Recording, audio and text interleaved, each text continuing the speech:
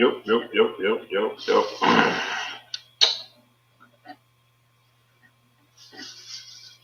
Salute to everybody.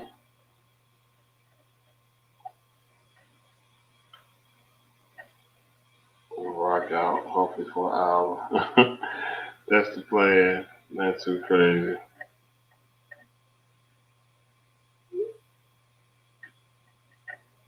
Let's send out the Brando. What's up? Happy Friday. So shout out to y'all, man. Shout out to y'all.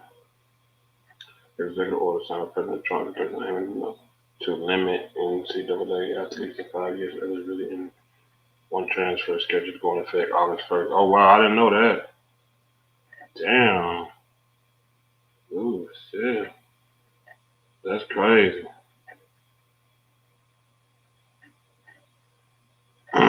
I didn't know that. Happy Friday, Amanda. How you doing? Salute, major salute.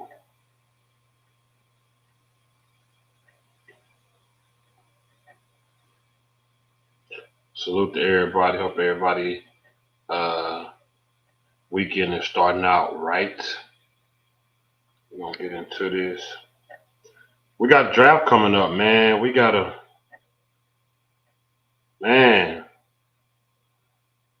get right, y'all.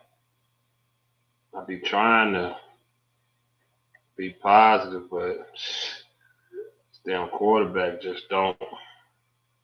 Man, this quarterback just he don't make it feel good, man. And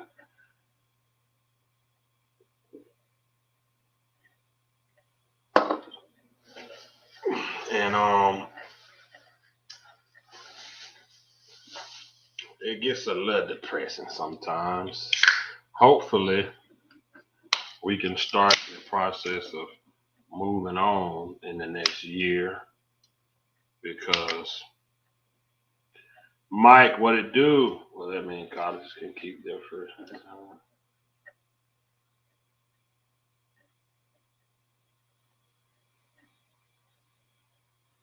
Eagles got no intention of signing QB Jalen Hurts to a contract extension until his play improves. I can see that. They go draft a running back and a receiver. Man, I swear to God, they better not.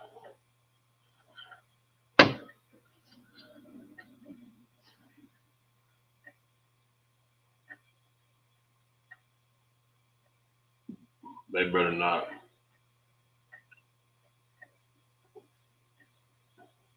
How's y'all Friday though, man? QBs are signing. Really? They're signing Elam? Chiefs are signing Elam? He'll probably be like practice squad or something.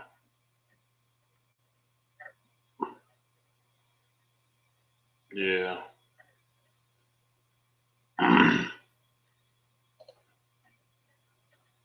They know damn well there ain't no picture of the planet.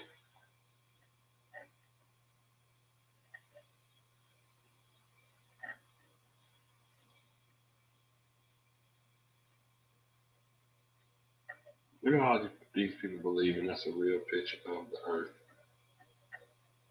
Get the fuck out of here, man. I just don't believe it. That's a conversation for another day.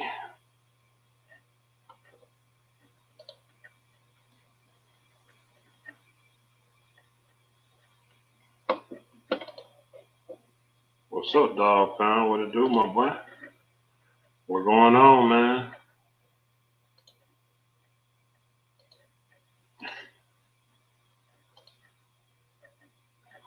Not much, man. Just want to talk a little bit about quarterbacks and what's been the issue. Talented quarterbacks and you know all this other stuff and players at different positions and things like that. And just nothing. Can't get anywhere with it.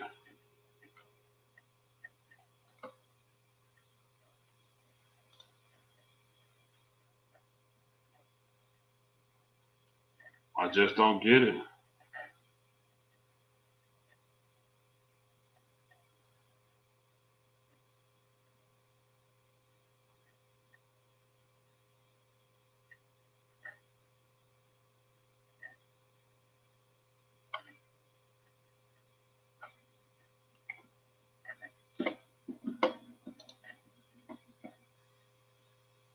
Veteran linebacker Anthony Walker Jr. announced his retirement from the NFL after 9 seasons. Oh, Gilly finally announced his retirement. Shout out to Mike for the super chat. It's hard to be interested in this team when the fans care more about winning than the owners do. Like 1980 said, 3 4 years. I predict 6 wins this season. Yeah, Mike, man, for me, I can hover around 6 or 7, bro. it just doesn't. It just doesn't make sense.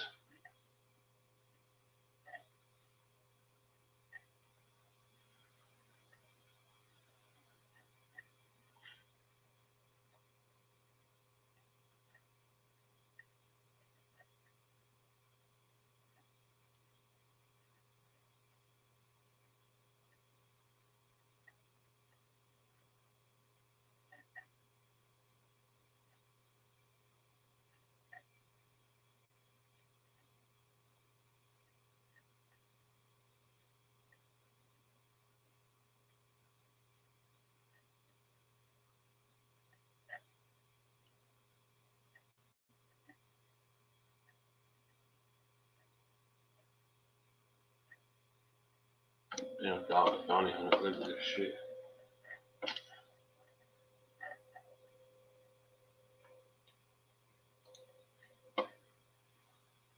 Brandon said, yeah, stuff with the company man, QB. Oh, that's Mike. Oh, he said yesterday Kirk Cousins signed. Yeah, Kirk Cousins be dog pound shout out for the $1 holla. We stuck with the company man QB, a project head coach and the worst ownership in all sports. We cannot extend Dak Prescott again. I don't care how much cap it is. We need youth at QB and Dak can't get it done. Exactly, Mike. We're not winning a game this season. Oh, come on, dog. Peasy, we'll win. We'll win a few. It's gonna be bad though. It's gonna be bad though. But I do think they'll win a few.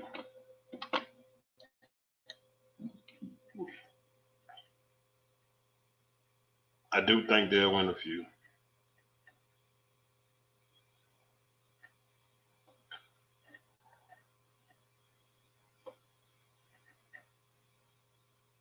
I do think they'll win a few. I say they'll get a few games, but man, it ain't gonna be nice, man.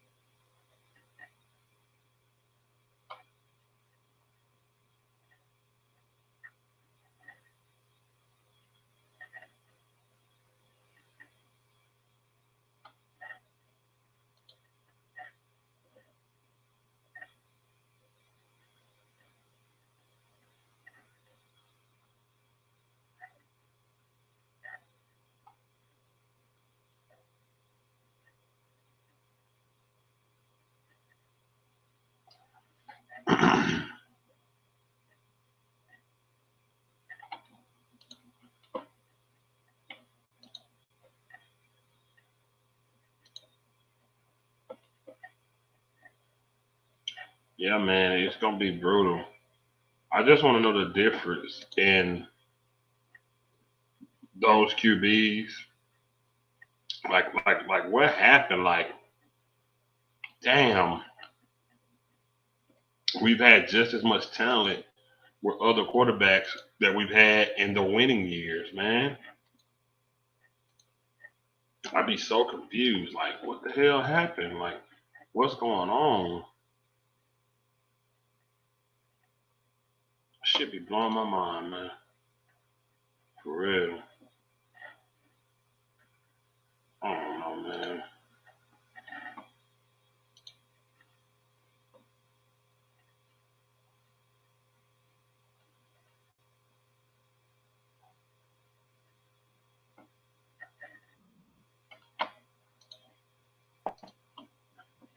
What up, champ? Fifth quarter, how you doing, man? Man, everything good, brother. What's going on, man? Man, it was busy earlier, but I tell you off camera. Okay, cool. Yeah, I tell you off camera. So, But I mean, the Cowboys could be trying to trade up to 3 with the Cardinals. Would you want them to do? I don't yeah, mean to sound like an asshole, bro, but I just don't think it matters. I just don't think it matters until you get another quarterback. I don't think you get anywhere.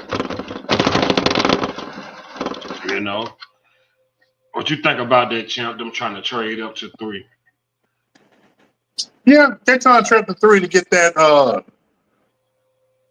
undersized defensive end, 6'4", 250. Nah, stay where you at. Stay where you at. Cause going up to three costs too much. And like we said, it don't matter if it don't matter down to number 4 gone. Man, I'm beyond that. It don't matter until Jerry Jones decide to dethrone himself as the GM. Man, I ain't gonna lie, man. I really don't think he got. I really don't think he's doing a lot, man. I really think it's his son, bro. It don't matter. Man, to me, son, father, son, one of them motherfuckers got to step down. I don't give a damn shit. One of them motherfuckers got to step down. Cause man, you know what? I was just thinking earlier today. Okay, this time 30 years ago, 1996. I was still celebrating the Cowboys Super Bowl from being the Pittsburgh Steelers. And the Cowboys had one of the worst drafts ever under Jerry Jones. And now here, here comes 31 years now of the Mhm. same bullshit. 1980 in the house, man. What's up, Eddie? And you know what, I'm man? just trying to understand. I don't know what's wrong. What's wrong with you have all that like oh man, it's just so frustrating, dude. I don't get it. All the talent we bring in, we always bring in first round talent. Why would this year be any different? We always bring in first round good talent. We give They, up picks for good talent. It just be wasted time. man, you know what? You know what? I think, you know what I was thinking about that too? One thing that always been a common occurrence with the Dallas Cowboys, they never keep the same system. They always change it up, regardless of the personnel. You always change it up. It's like they bring somebody in because of that good old boy system, or somebody who they used to, and they force certain players to play certain positions that they're not used to, or the coaching staff or whatever, but it still always stems from the front office.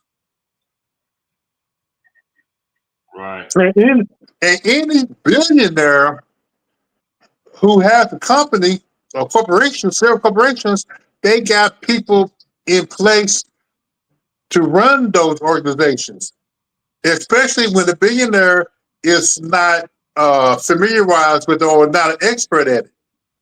And that's why I don't understand why Jerry or Steven don't hire a damn real GM to run the show. Hmm. I don't get it. Yes, I know they got the money, but damn, are y'all egos that damn sensitive?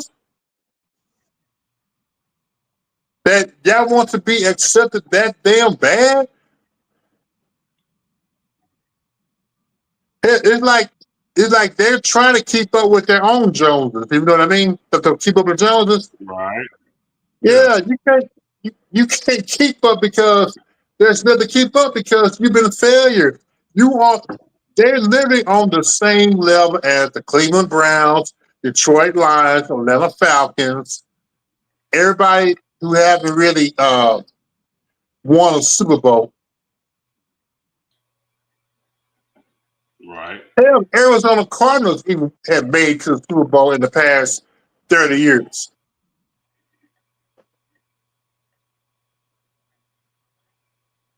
I'm, I hate to sound negative, but the truth is the truth.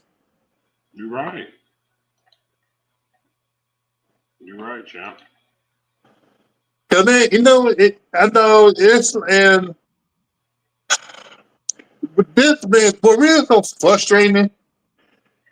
I've been, and you know me for the past 2 years. I've been complaining about why can't the Cowboys draft a good defensive tackle? Why they keep failing on interior defensive tackle? It's always the same type of players.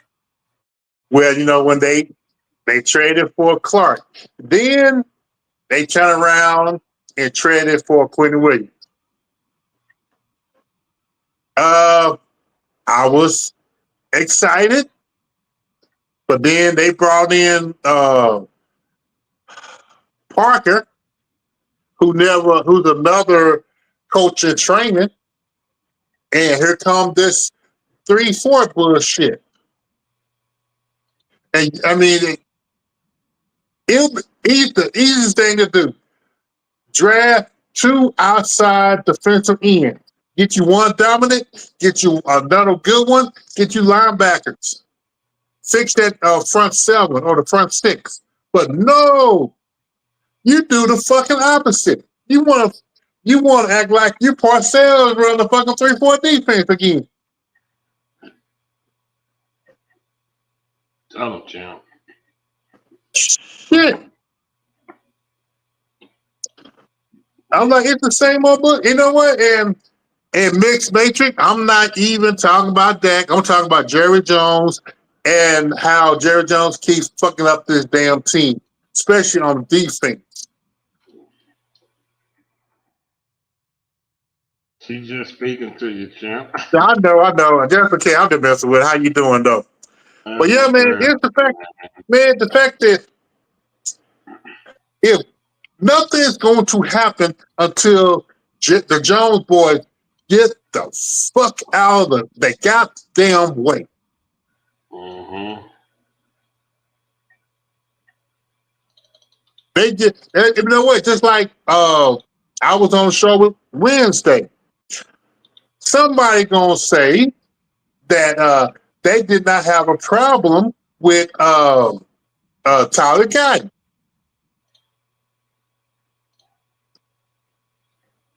They talking about the person said he had a problem with Tyler Guyton. Then he said they have a problem with Jerry Jones. It's a fan base. It's like that makes it hard for me to really enjoy being a fan of the Cowboys, man. Somewhere in La La Land, y'all need to put that damn cowboy enhanced weed down and start thinking for yourself. Right. Nothing is going to change on this damn team. And then look at fucking Jerry Jones still talking. This man should be on his boat sailing Alaska or Mediterranean Sea somewhere. But no, this old ass motherfucker talking about if the ducks are quacking, we got to feed it. Jesus Christ. Man, who gives a fuck about them ducks? Hire your ass a damn GM. Seriously. Of course, I know people keep talking about it ain't gonna happen because he is a GM. I don't give a fuck. His old ass. I'm not saying he need to drop dead. I'm not saying that, but his ass need to go somewhere. Him and Steven. And just in case people don't know about Steven, Steven got a degree in engineering, but he's over the player personnel. He's over the salary cap. That's why the Cowboys is salary cap hell once again. And the fact, and the fact that Jerry and Steven always coming out talking about we try to sign certain players early, but it's not even try. It's not even about that. They always want to gamble whether they can win on the negotiation. It's not about that. You gamble when you draft people, but once you have a player, you pay them on the. You pay them what they worth. You do not overpay players. Mm-hmm. That's Mm-hmm. just like that's just like I got text from Nate Dogg earlier about what the Eagles. The Eagles said that they're not going to give Jalen Hurts an extension to the past 2 years. He was close to the bottom in passing. Why Wow. can't Cowboys do that shit? Thank you. And for those Dacaronis out there, I'm not just picking on your damn boy. So y'all can get the Dak Prescott balls out your mouth. This goes for CeeDee Lamb. This goes for Terrence Steele, Tyler Guyton, the coaching staff. It's even the fucking GM himself. If you're not doing your job good enough, get the fuck out of the way and put somebody in place that can do it. Cause man, nothing I was thinking about earlier. Two things I can't get, or three things I can't get back: money and time, Mm-hmm. and me and my Mm. patience. My Mm. patience waiting on the goddamn fucking Cowboys to do something for a change. Man. So two things we can't get back: time and money. Yes, sir. But us as Cowboy fans, we still waiting and waiting for the Cowboys to at least do something. That's why after the Super Bowl, all you heard us talk about was the Seattle Seahawks and the New England Patriots. Because you know why? They don't have a overpaid quarterback. They don't have a weak bitch ass head coach who cried when he see a squirrel get run over on the highway. They don't have owners that want to be the face of the team. But no, of out of the 32 teams in the fucking NFL, this team got to have the most country bunking son of a bitch that want to be on everything. Oh. Oh my goodness. Go ahead, champ. And I, for one, man, I'm I'm sick of it. That's you know what? For those who don't know, yes, in the Super Bowl, yes, I wore a Seattle t-shirt in protest because of last year because of cause for what the Dallas Cowboys did.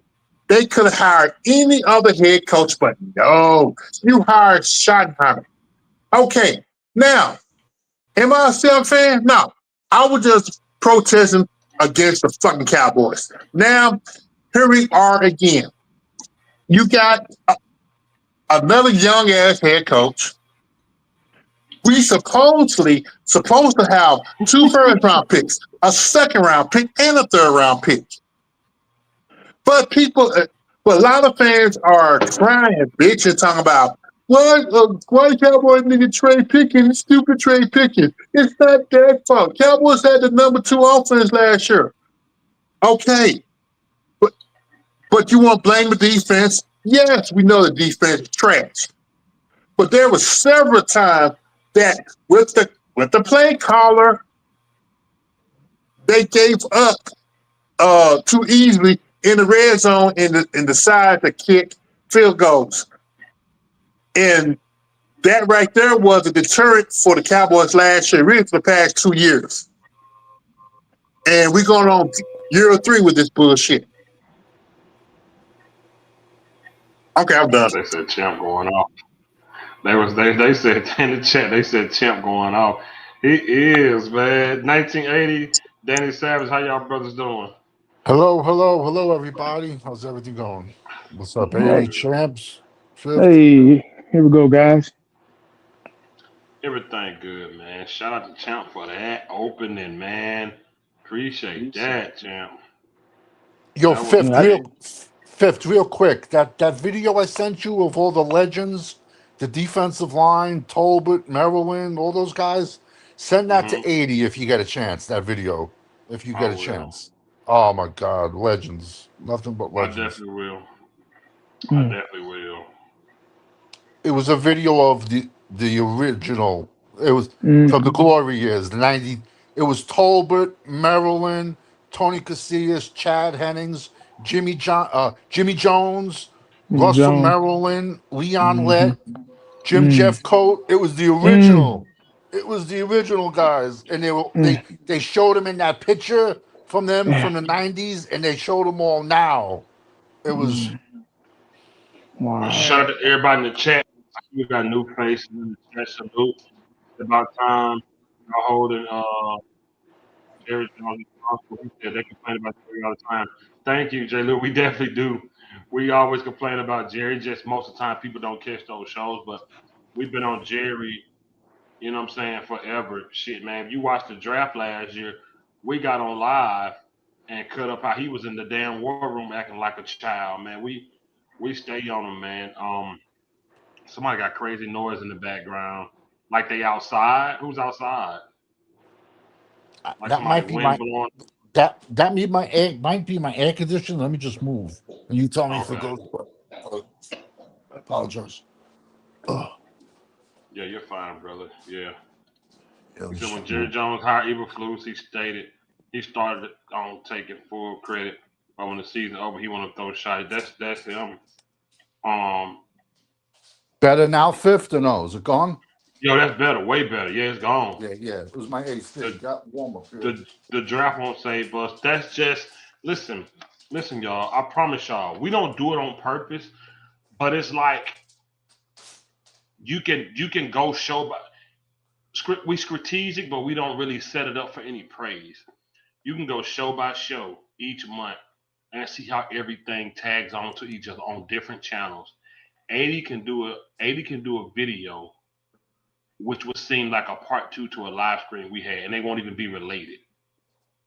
That's just how strategic we do our shows and how honest we are and how they flow with everything.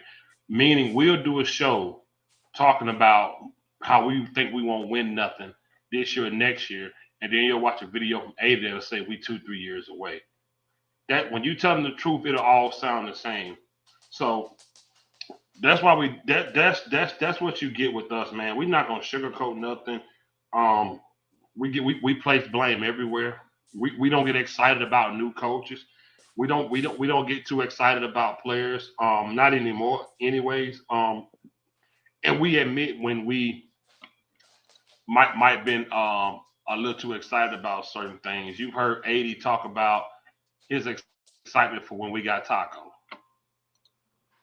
You know, 80 even did a video with tacos. You know, you know. Oh I can man, that was I I wow. can admit I went back and forth with Corner. I was on the Rico Gathers high horse so crazy. Yeah, I I was on the remember that. Rico Gathers high horse big time, man. Man, woo wee. Oh man, me and Corner went back and forth about it. But one thing we won't do, we won't lie to you. We won't lie to you Yeah. because Jerry Jones don't cut us a check to lie. We don't get paid. We don't get paid to lie to you. The little money we make off YouTube, man, little miscellaneous thing. It ain't enough to go buy a house. It ain't enough to show a mortgage company. hey, this is what I make. Let me get that $250,000 house. It's not that. We got real we either got real jobs or we retire.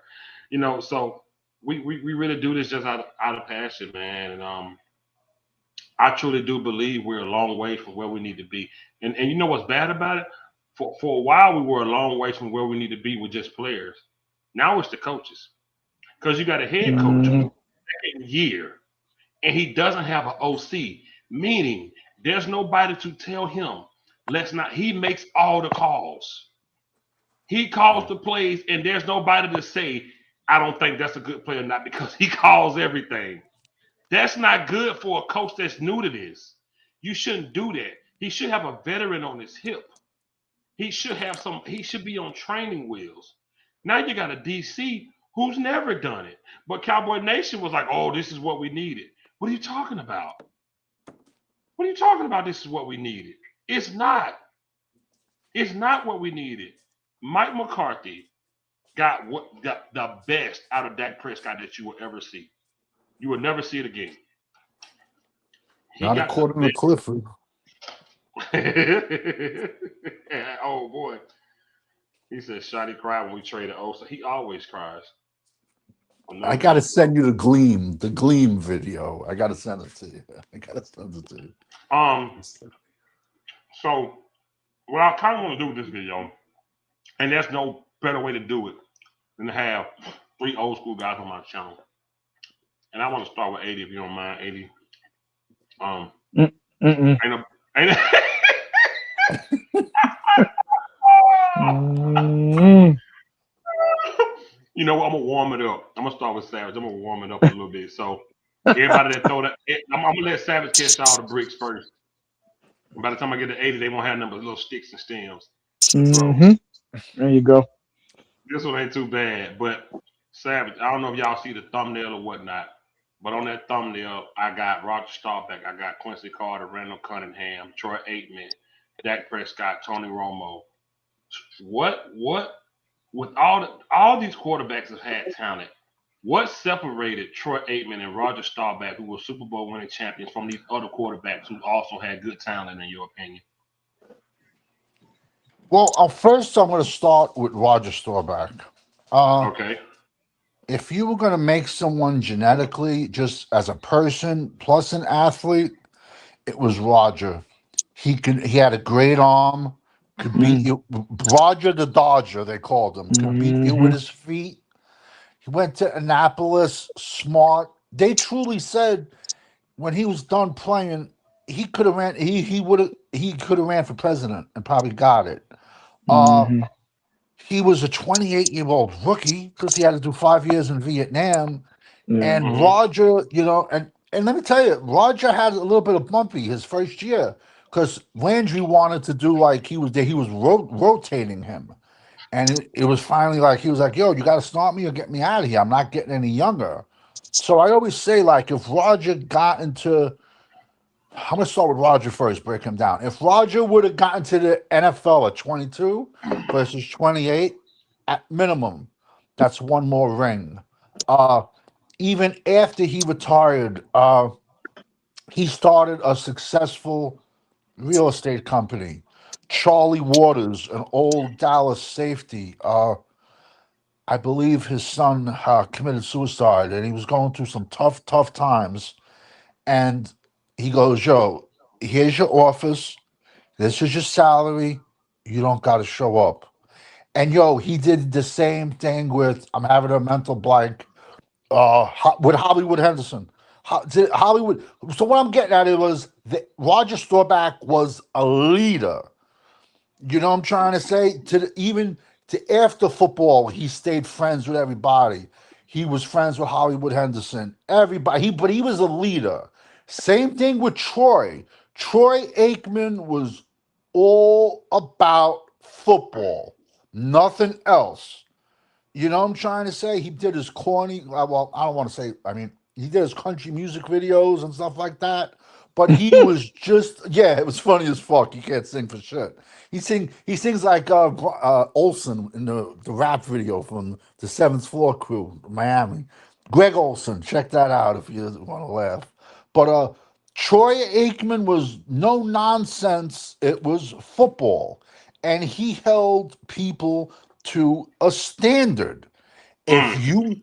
you messed up, he was letting you know that.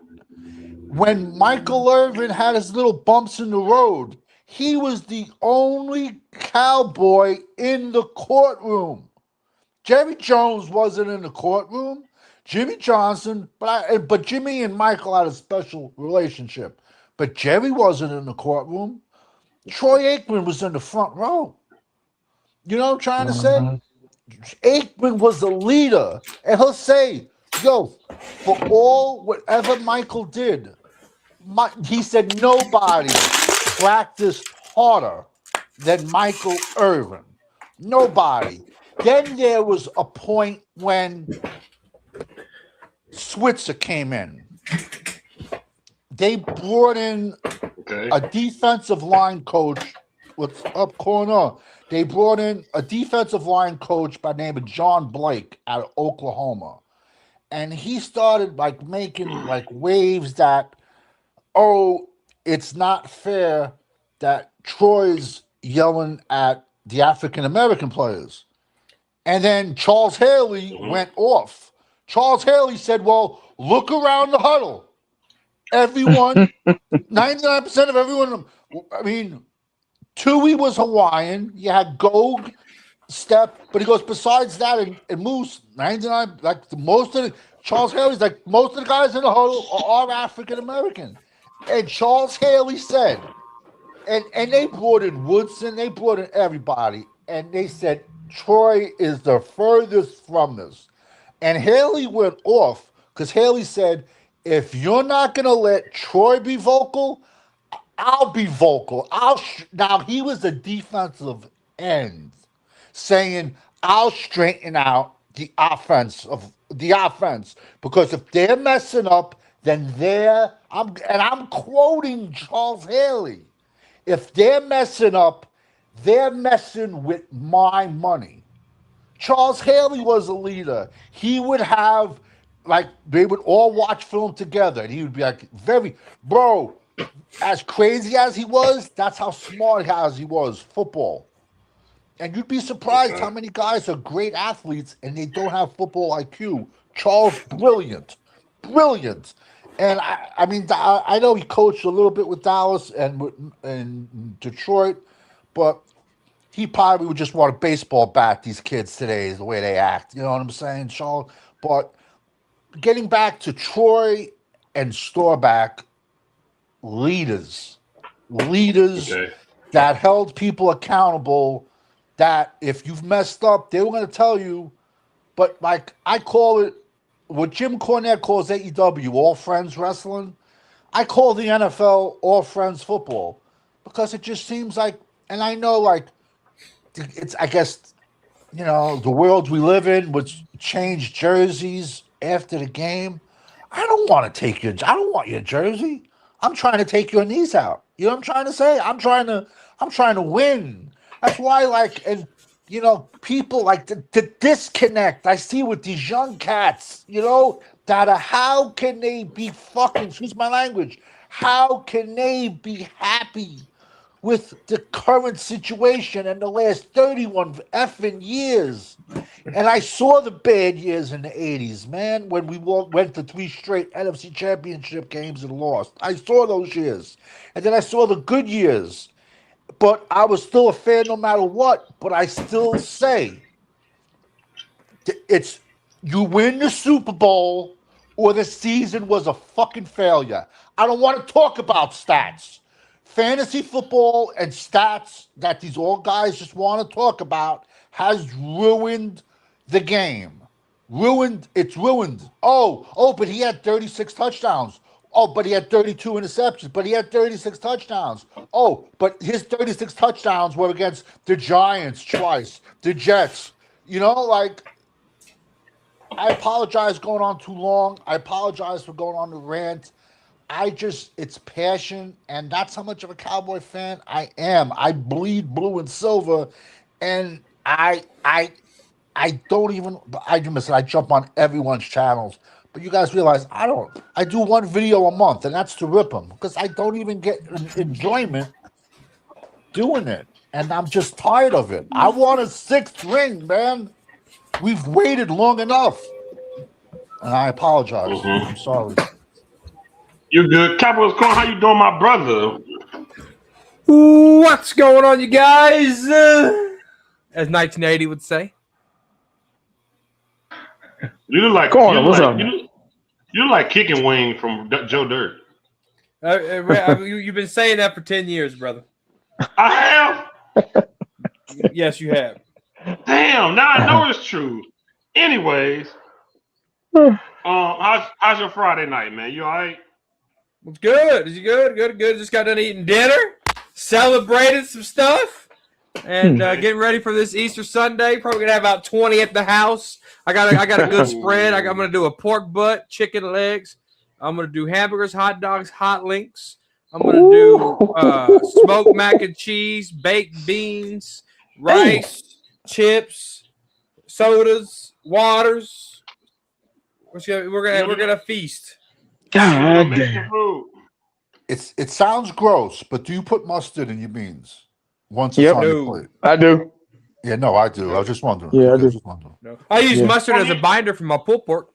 You Yeah. ain't making no Mexican food.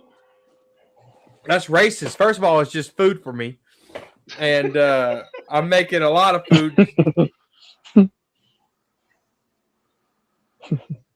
Okay. I'm making a lot of food.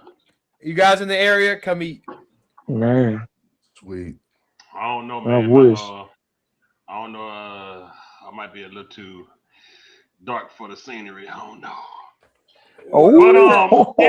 But anyways, what, man?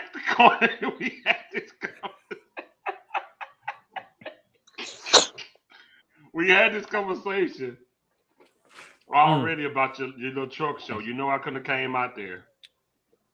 Come on.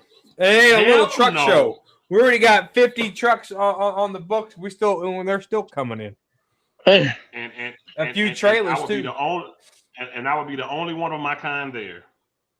Don't lie. Don't lie. American? There'll be a lot of Americans there.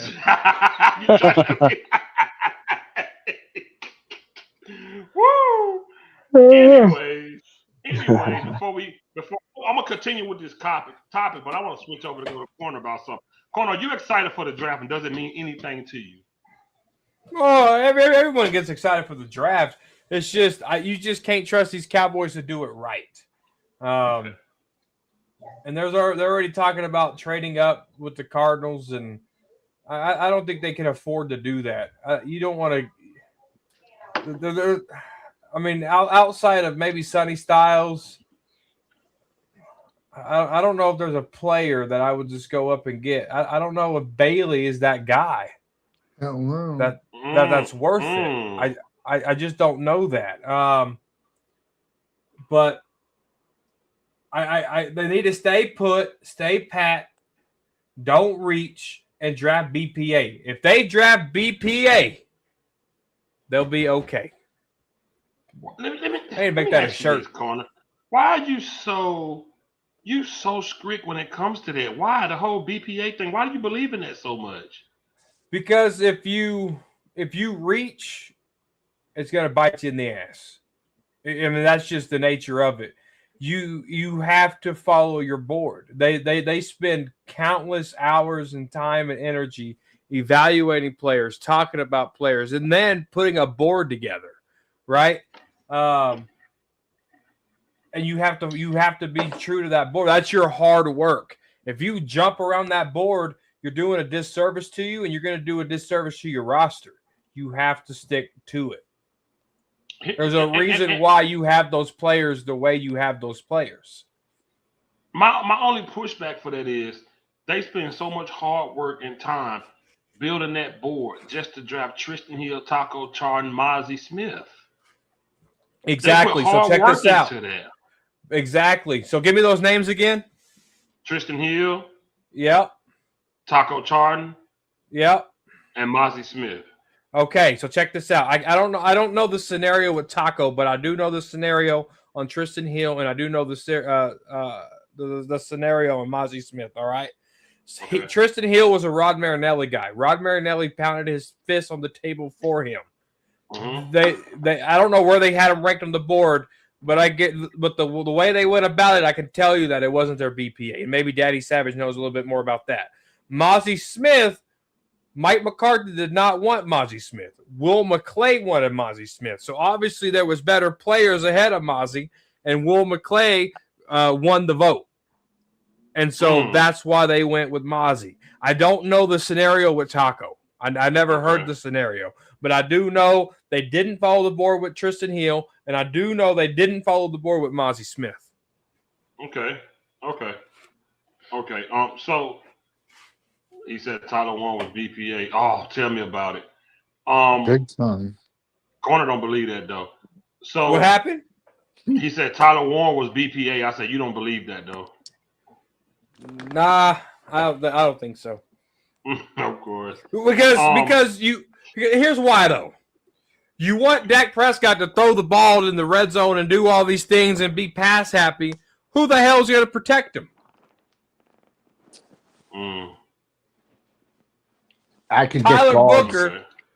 Tyler Booker was a better choice. Okay.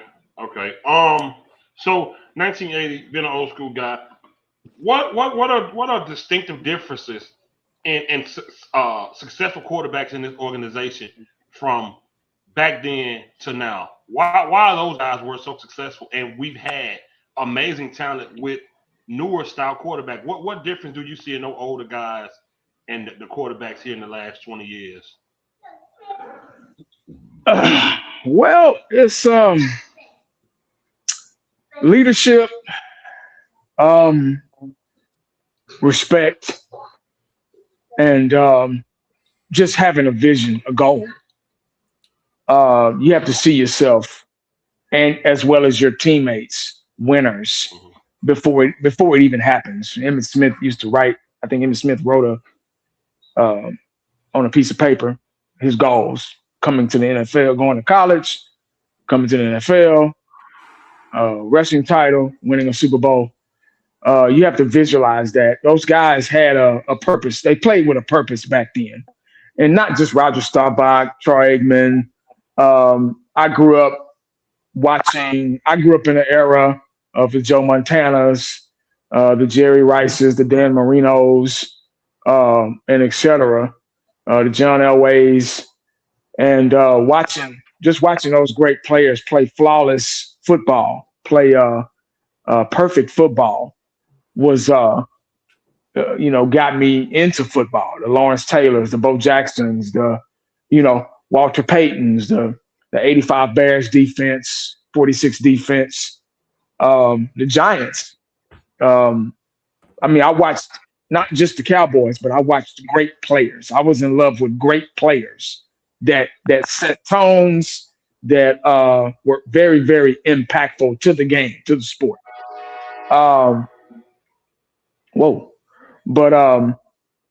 Yeah, they were leaders, and being a leader is more than just winning. It's like Savage said in the word I used last week. They had a standard. They set the tone. They set a standard on what it means to be a Cowboy, and what it means to win, to get on the field, and what you have to do. I think that's changed through the years. Politics, money, greed, selfishness. I think that's changed. We had, when you got to think about the ownership that we had when we had those players. When Troy Aikman was here, Jimmy Johnson was the man behind the scene. He was the guy that put all the pieces to the puzzle together to make a complete puzzle. We talked about this last week. It's deja vu. They feared Jimmy Johnson. They respected him, most importantly.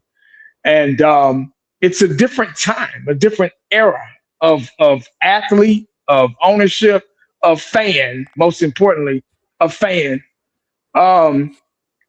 they don't care as much as they did back then. And I think that's what separates the players now than the players then. It's all about caring. It's all about wanting. They getting that bag, man, now. So look at Kirk Cousins. He's just going from hopping from team to team, and these dumbasses are falling for it. He's a loser. But look, he's getting his money, so hey, more power to him. That's what it's about now.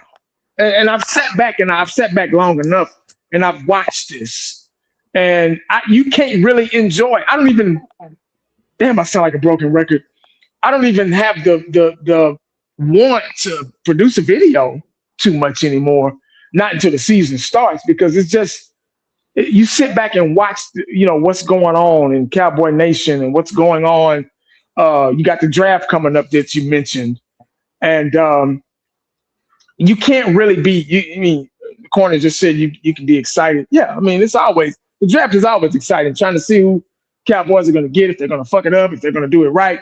Who knows? But there's always that if factor when it comes down to the draft. But half of you can be excited, and 50% of you can be, like, man. Until we see where I think we're at the point now. We're at the point now. Everybody's trying to feed us this lie, this hopium of. I was listening to 105.3 today, and while I was on my route, and they're so stuck on hopium, but they're not doing it for themselves. They're doing it for the ratings. They're doing it they want to reel you in. They want to keep you listening. They want to base everything off of hope, and they didn't have to do it. Actually, they're doing it for us. So Roger Staubach and them, their game spoke for itself. Troy Aikman, their game, his era, it spoke for itself. You notice everybody, we didn't have to talk back then.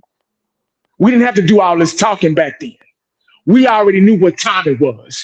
When you turn on the Lakers in the 80s, you knew what time it was with Showtime. When you turn on the Bulls in the 90s, you knew what time with the triangle offense. You knew it was coming, but you still couldn't stop it. You knew what time with the Bad Boys and the Pistons. The Celtics in the 80s. You knew what time it was. You knew you were going to see a show. You knew you were going to see a bunch of guys, iconic figures, that were going to get up there and display a perfect game for you to watch. Now, everybody's doing the talking. Everybody's doing the guessing. Everybody's doing the eye thinking, because you don't know what you're going to get. Cowboys champ said it earlier. It's something different. There's a new teacher in the classroom every year. Do you think you're going to have some type of stability and consistency with a brand new teacher in this classroom every single year? I don't think so. I don't think so. So all this hopium, and I think, a phrase that I created, the I think season, all this it's not even really worth it. Because, I mean, it's cool, more power to you if that's what you want to do. That's fine. But it's just gotten to that point. And I think right now, and here's that word I'm about to use again, right now, I think we're all just waiting on results. You can't tell me nothing no more. I don't want to hear it. I mean, I've heard and seen and witnessed so much that I just don't want to hear it. I don't need to hear it. I'll wait and see. You get what I'm saying? It's good to debate and talk about and all those things. But I'm sorry if I went too long to make a long story short, which is probably too late. But those guys were winners. They were leaders, and on and off the field. And they got the job done. And they proved their point. And they got the rings, what you play for. The rings, the trophies, the Lombardi trophy, whatever. And I think this team is lacking the leadership. I think now it's the coaching. It's the coaching that they're lacking, because you got different coaches every 2-3 years. And it's just, there's no way. It's almost impossible for you to have a new curriculum and be successful in the classroom or on a college campus every single year. You're going to get confused. You're going to get complacent. That I played the game myself, and you're used to when you go to work and they start making, when you go to work every day and they start making changes, You've been doing the same thing for 10 years. And it's been working. You've been getting off at a good time. Everybody knows you on the route. But when they start switching shit and give you somebody else's shit, and you're like, wait a minute, this ain't my area. What are you doing? You get what I'm saying? Then it start going haywire. So that's the Cowboys have been haywire for 31 years because they haven't realized, they haven't gotten to a point. And fifth, me and you have went back and forth with this, and I've agreed with you when you said Jerry has brought talent to this team. He has brought talent. He's gave Dak Prescott what he needs to be successful. But now I think it's the coaches. It's the coaching. Jerry don't want that coach. It's that word credit. That's the one downfall of Jerry Jones that is very important, that has been enabling this team is the thirst and the hunger for credit. And he's been doing this shit ever since Jimmy Johnson back in the day. Credit. Credit. When Jimmy Johnson put that team together, hey, I'm the one that was responsible for the Herschel Walker trade. Him drawing up plays on the sideline. Hey, you remember, y'all want to? I was there. He was drawing up plays on the sideline, thinking, hey, what about this guy? And Jimmy like, say, man, whoa, I got this, man. You get what I'm saying? So when you got that kind of foolery, it's really hard to invest your time and effort on YouTube or talking with friends or debating with family members or whatever. If they don't know what they're doing, what you're saying definitely is not going to help. Definitely. So, but that's just I'm sorry if I went too long, but yeah, that's my opinion on that. You're good. One point I want to do. You can't change. You keep changing your curriculum every year. I love that point, 80. That was good. That was good. That might be better than any card analogy I ever used. That's damn good, and it's the truth. Before I change topics, I want to get Champ opinion on past quarterbacks that were successful compared to the new age quarterbacks we have in the last 20 years that's had amazing talent also. Champ, what do you think the difference, and why were we winning then and can't win now? Okay, I'm gonna leave that idiot GM out of this, but he's a part of it. But if you notice, after 1998 or 99, that's when Troy Aikman retired. Staubach and Aikman, even Danny White, they had discipline. The whole team rallied behind the quarterback. They had system in place. Now, after 1998, 99, that's when Jerry just went crazy as far as just constantly hiring different head coaches, hiring different offense coordinators. Cowboys had a plethora of different type of quarterbacks. And that right there is the main reason why this Cowboys team is in the predicament that it's in right now. Yes, they lucked up on Romo. Yes, they lucked up on Dak. But the problem between Romo and Dak, the Cowboys, they let them be just like wild dogs out there instead of them put them on a chain, and whenever they act up, yank them back. Just yank them. Keep them on a short leash.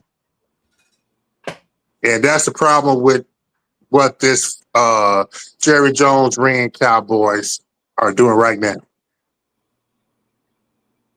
I like that. I appreciate everybody's take. Corner man, you were pretty big in the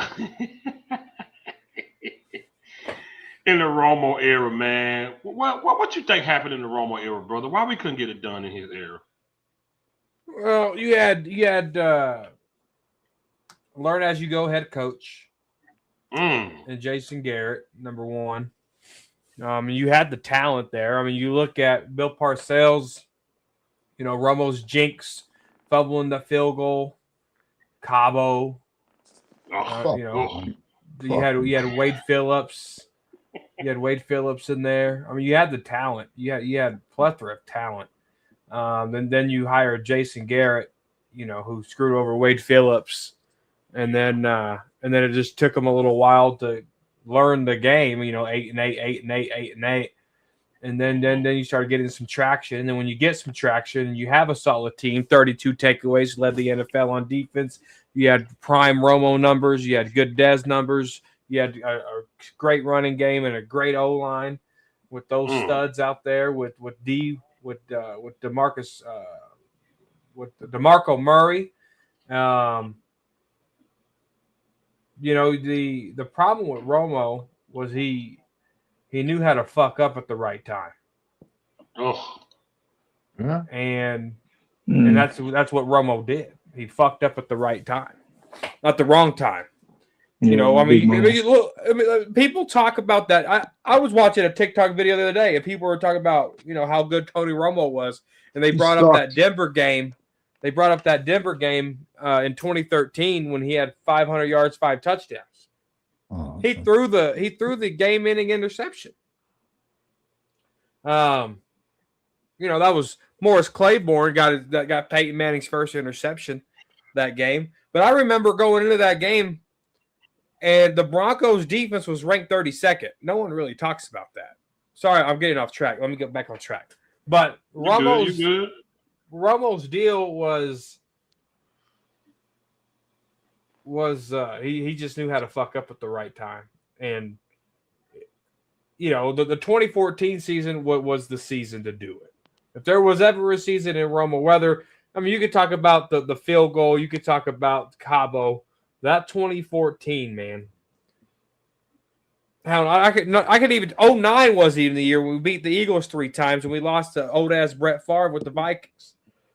That was a real good team too. The Vikings had a good team.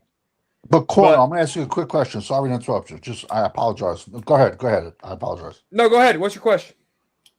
In my, everyone knows what I got hanging up on my wall. I got Romo's number with Uncle Rico under it. Yeah. You don't think Romo's legacy is Cabo? I mean, picture in the 70s or the 90s. Hey, guys, we just won a division. We get a week off. We're going to play probably either the Giants or maybe I forgot who the Giants beat. I think Green Bay. Hey, let's go to Vegas. Let's go to Cabo. Let's go. I just think that's his legacy. I can see that, but I that was a team thing. Romo wasn't the only one that went to Cabo. Yeah, him and Baldy Locks. Him and Jason Witten, the worst wig in the world. You're a fucking millionaire, and he looked like he had a raccoon on top of his head, bro. Come on, bro. You could afford the ESPN booth. No, come on, bro. But I think Romo's legacy is he knew how to fuck up at the right time, at the wrong time. Like, I mean, all those win and go home games, when we went 8-8, a lot of them should have been 9-7. But Romo didn't know. I remember London Fletcher. I was talking to a Commanders fan the other day, and I was like, I hated London Fletcher because he was the one that picked off Tony Romo most of the time for us to lose it and go home. And so, yeah, man. I mean, there was just times, Romo. You could talk about the Bills game, right, where he threw 5 interceptions and they were still able to come back and win. Or you could talk about the game against the Redskins in what was it, 2012, 2013, whenever there was nothing but field goals, and he couldn't go in and score a touchdown. It was just a defensive slugfest, and we won the game, but. All we were best at was getting position to kick field goals in that game. You can talk about the Broncos game, but again, their defense was still ranked 32nd at that time.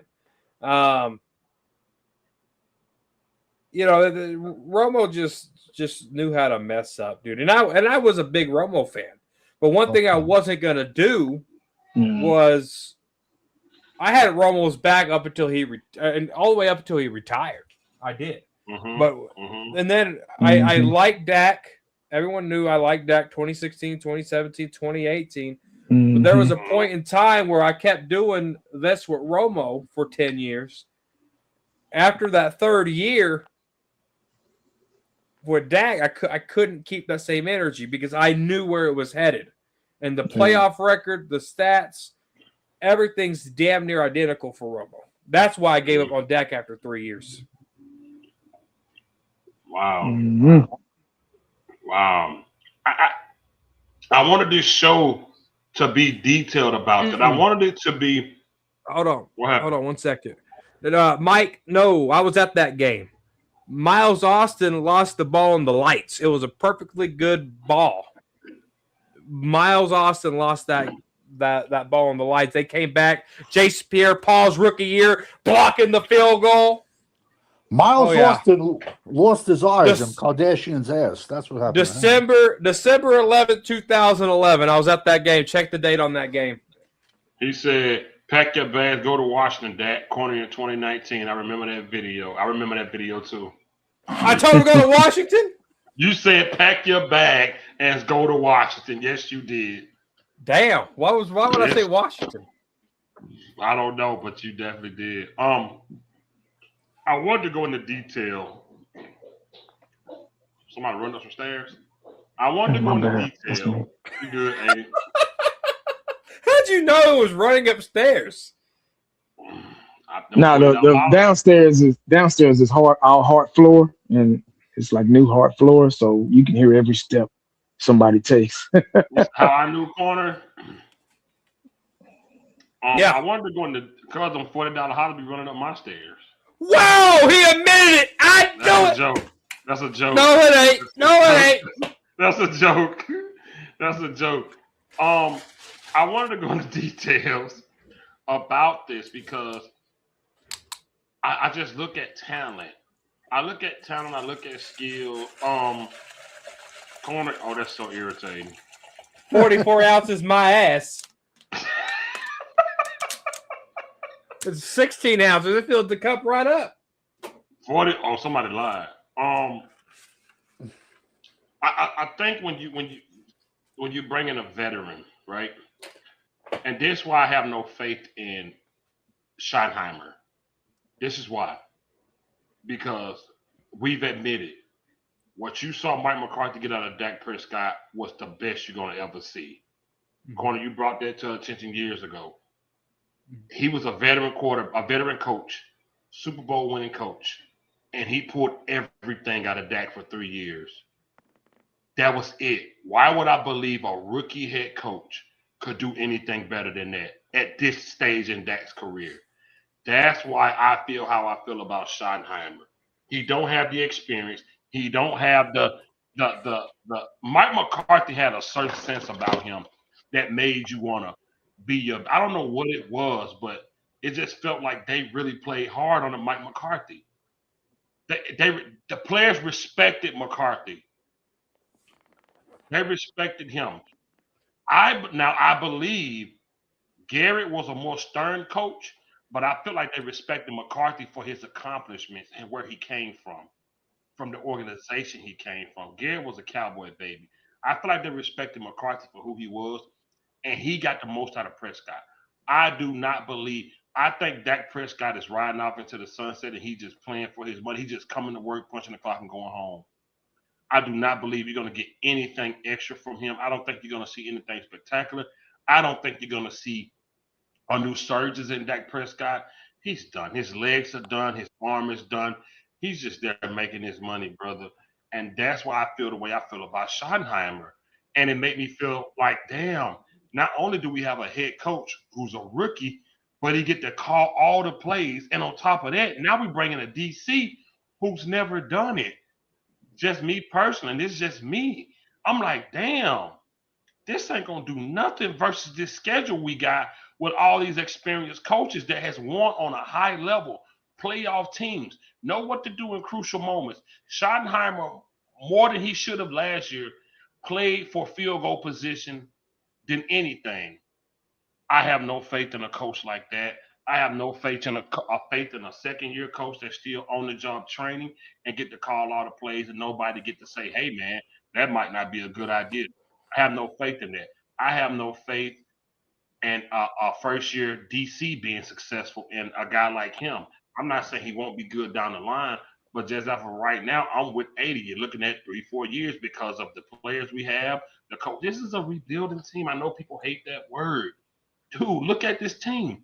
How many times last year somebody was like, who the hell is 22? Who the hell is 27? Who the hell is 26? Who the hell is 25? Every time we looked around, we saying, who the hell is this guy? When you see Expansion. reporting off that, who is these guys? We don't know players, man. There's no camaraderie. There's no guys that been there long enough to say, this is my brother. I got him. Like I always say. It ain't Lamb. Lamb and Dak is it. The last two was and Diggs. They are gone. Lamb and Dak is it. There's no camaraderie amongst this team, man. There's nothing. Gotta have that first. Why? And you gotta, and I can put a lot of that on ownership. They not building through the draft. They screw up and then they bring in 1-year guys that everybody they bring in 1-year guys, and you got your guys that make a living off YouTube going showing old footage of when these guys was decent at older teams. Like right now, they showing old footage from Rashawn Gary from 5 years ago. They showing old footage of all these other guys from 4 years ago. 1-year contracts. You can't build nothing. You can't build what Tyron Smith and Ron Leary had was solid. It was solid, man. Wasn't nothing happening on that side. What Travis Frederick and Zach Martin had was solid. Wasn't nothing happening right there. Hell, you could even say what Terrell McClain and Malik Toe Collins had was solid as hell. Wasn't nothing happening right there. Because that was a built team from within. They don't do that no more. They bring in these 1-year guys because they screw up so bad in the draft. Give them 1 year, $4 million.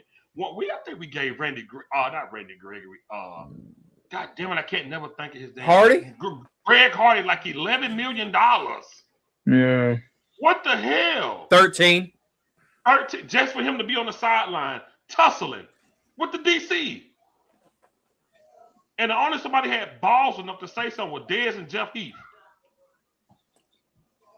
That's my problem. That's why I never have faith in them, because they don't build a team. They build a roster just to get through the year. Desperation. They don't build a team. They don't look for long term. Jerry said, I just need enough to get by. That's what he do. You know, when you go to the grocery store and instead of shopping for the week, you buy something just to cook for that day?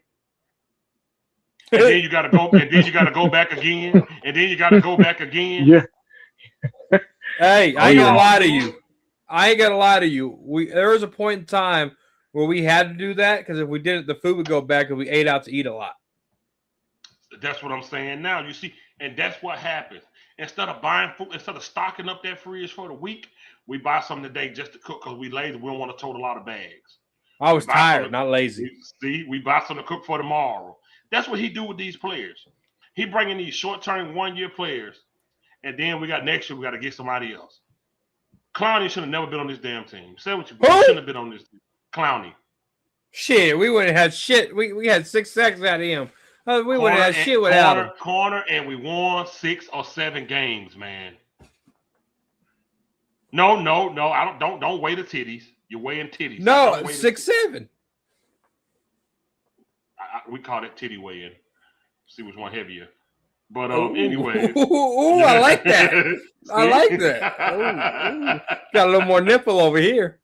Dude. Oh my God. That's what I'm saying. That's what we do. We shop for groceries for that day. I'm making tacos today, so I'm just gonna get what I need for the day. Which I and you know you're gonna get you some little Debbie trees. Look at you. You right. You right. That's what I'm saying. That's what they do. That's what Jerry do. That's why people get excited. When we brought in what was his name? The Bennett guy from Philly. Oh man. Martellus Bennett? No, we brought in Michael. No, Michael Bennett. Michael Bennett. Martellus was here in 08 though. Tight. I remember reading an article on him, dude. But Jason, newspaper. But Jason bitch ass Witten motherfucker. Anyways, He said corner freaky. But that's what I'm saying. We brought him in. Oh man, we got Michael Bennett. This is what the defense needed. Oh my God, Chris freaking Covington. We brought him in. Oh, he showed he was good with the Texans. I saw all the footage started going up. All your content creators putting up old footage. Nothing. He was a dude tackle, wasn't he? Yeah, he was DT. Yeah. Yeah. You know, it just makes no sense. He said three of those sacks came in meaningless games. New York Giants lost in the last game of the season. It means nothing. Thank you. Hey, And the 6 sacks is 6 sacks. Corner, no. No. This is what all I'm saying is, bro, is that this part right here is on ownership. This is ownership because you screw up so bad early on. And corner, even you, when they brought in Lamb, you was getting on folks talking about that 40 burger. And you was like, how about that 40 burger now? That's all they were saying. Dude. That's all they were just like saying. Video. Right. Yeah. Right. I mean, everybody we brought in, it just means nothing. And all those players, it's so sad. As fans that's been on this, I've been on this channel for next year be 10 years, man. Damn. Next year been 10 years. Me and Carter's been brothers. 10 years. Next year been 10 years. 80 came in 18. We've been friends. I met 80 when he was in his 30s, and I was in my 20s. I'll be 37 this year.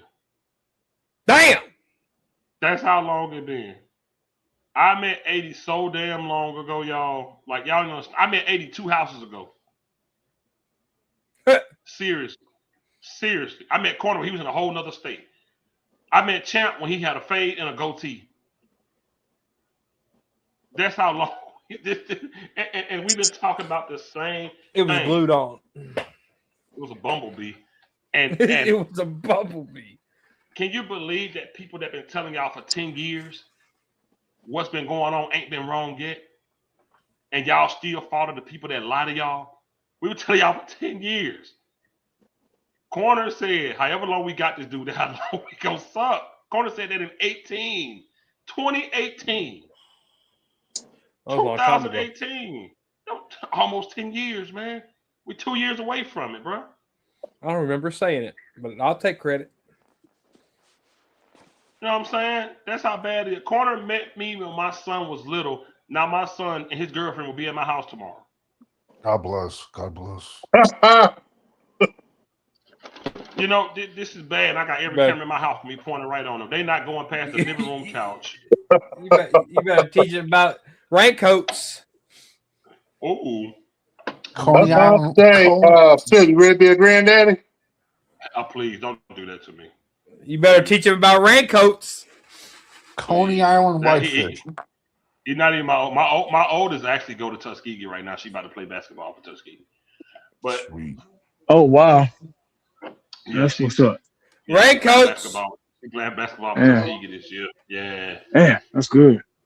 Yeah, man. Hell yeah, man.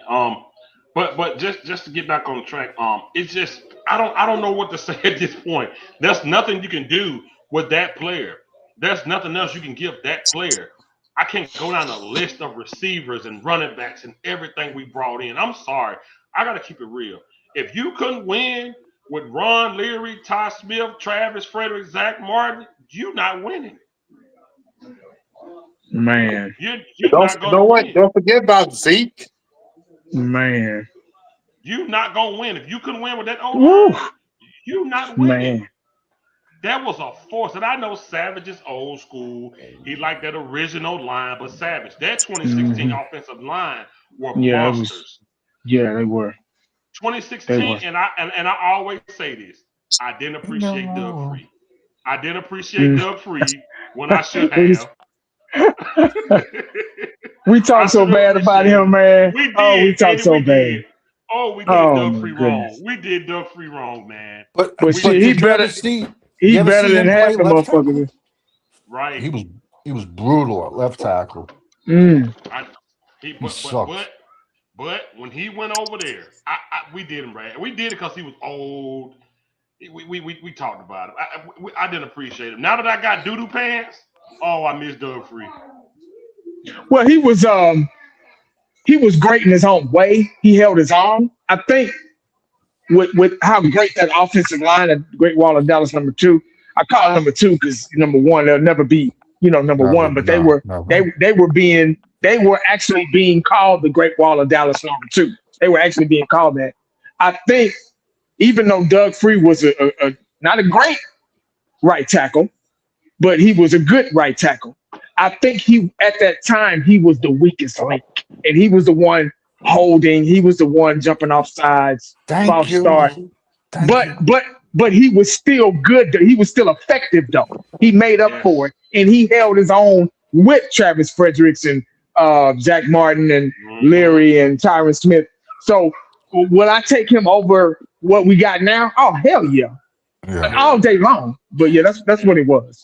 We should have kept Yeah. Jeremy Parnell, but Jaguars snatched him. Jaguars got him. Real quick, know why I don't think, and I was thinking about this the other night when I was watching all those Cowboys defensive linemen.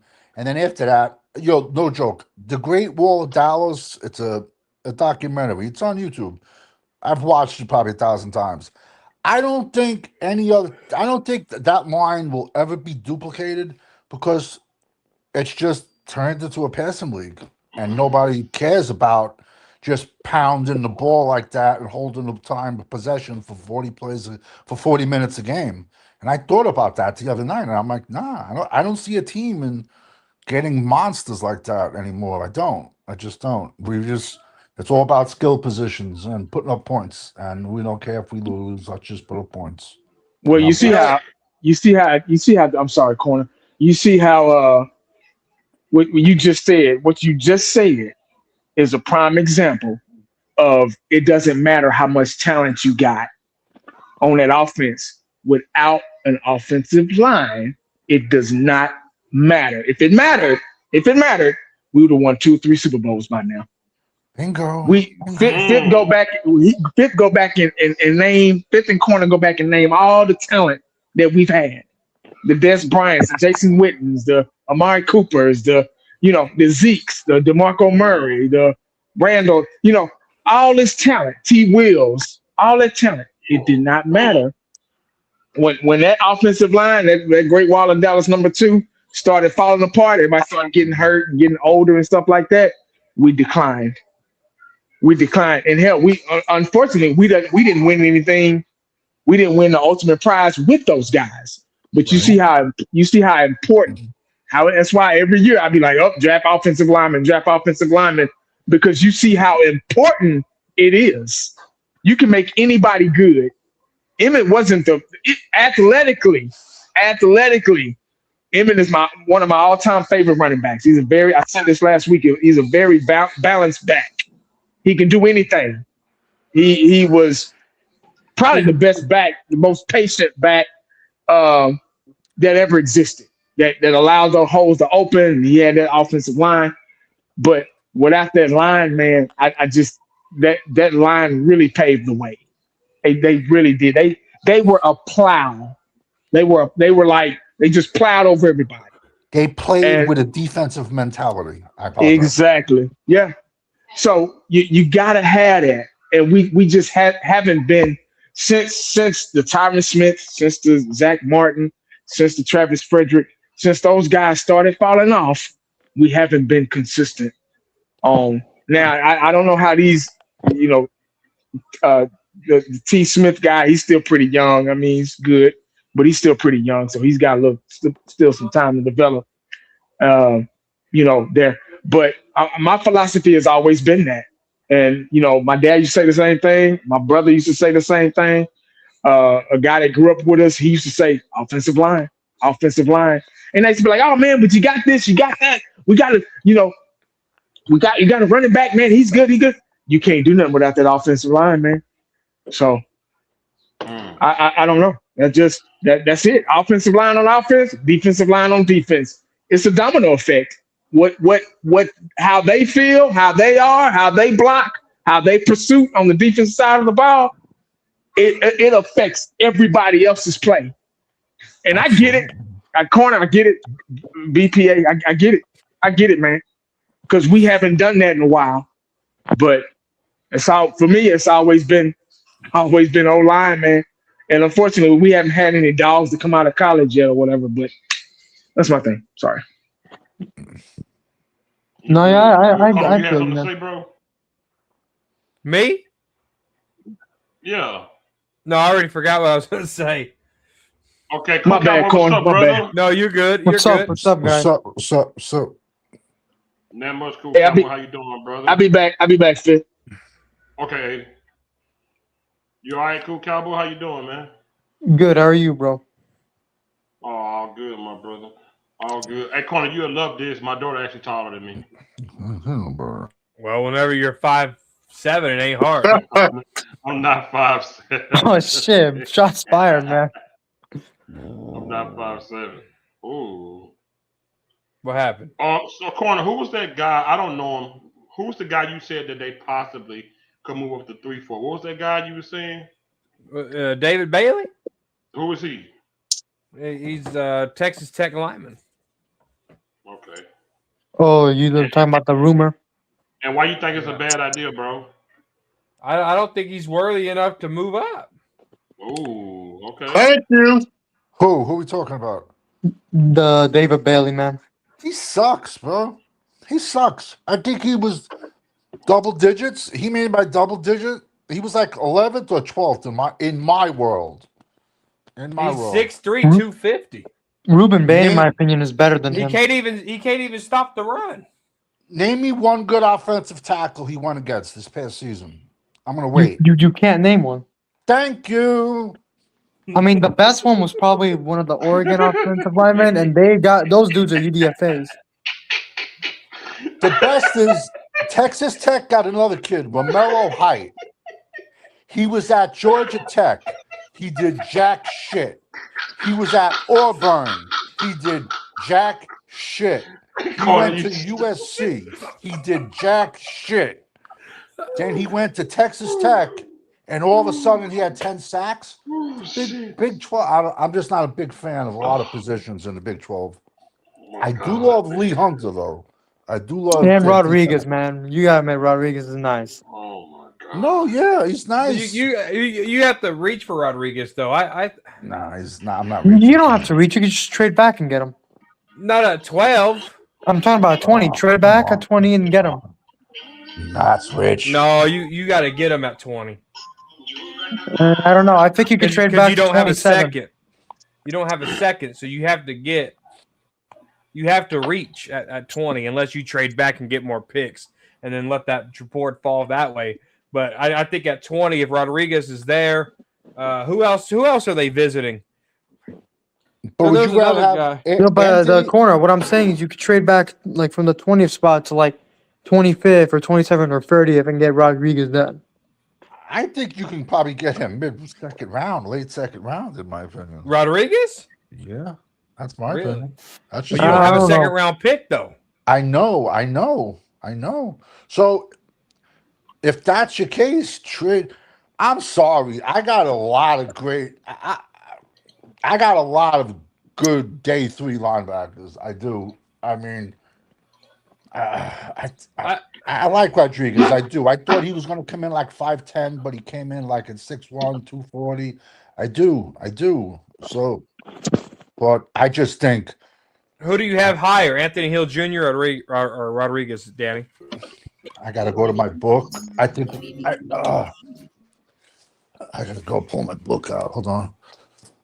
They're like right next to each other. It's the either or. They're both top 5. They're both in the top. I like 5. Anthony Hill too, man. Yeah, Anthony Hill. Anthony Hill's more athletic. And he played in the SEC, man. He played against. I think he's a 30-day visit too. Yeah. Hold on. I mean, if you put him, I know Overshown is probably never going to be the same again, but if you put him next to Overshown, that'd be a nice little combo. I think it's over for him. I think the only player worthy enough to trade up for, but I think 3 might be too steep, is Sonny Styles. That'd be the only player that I would consider trading up for. Listen, follow me. I know the Dallas fans are like, they're worried. Listen, in 2020, I probably did 20,000 mock drafts, and I did not do one mock draft with CD Lamb coming to us. Now, no way, in my opinion, are two off the ball linebackers going to go in the top 11 picks. We picked You talking 12. about Reese or who's the other Yeah, linebacker? Reese and Reese Sonny and Styles. Sonny Styles. Yeah. I mean, I think Reese is an edge, but they're going to play him at linebacker. So now all of a sudden, off the ball linebackers are like now everyone wants them. I think one of them will be there.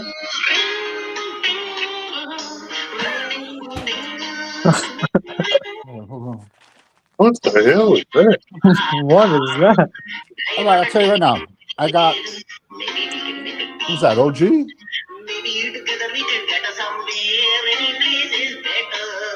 That's good. Tracy Chapman. Or was that Stinky Foots? Was that Stinky Foots, man?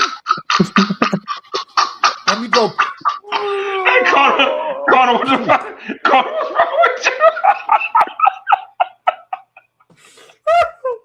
I'll give you my. I'll give you. Hey, shout out to Danny Savage. Shout out to Danny Savage for recognizing the original version. That is Tracy. Yeah, That is Tracy. that's a good Tracy song, Chapman man. fans call. That's a great song. That's a great That's song. Tracy Chapman. I love Tracy Chapman. Corner's stupid, man. Corner racist. Y'all swear to God.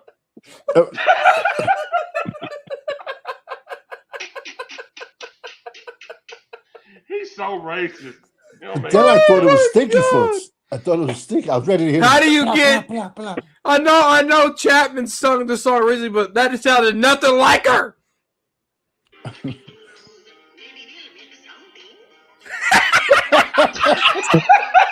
Connor, what's wrong with you? It's a good song. Play it at the beginning. Play it at the beginning. That is a great song. I love Tracy. I love her, man. Yeah, that's a good. I love You're gonna Tracy laugh. I listen to everything. I love the Supremes, bro. Diana Ross. Oh, I love the Supreme. Love the Supremes, man.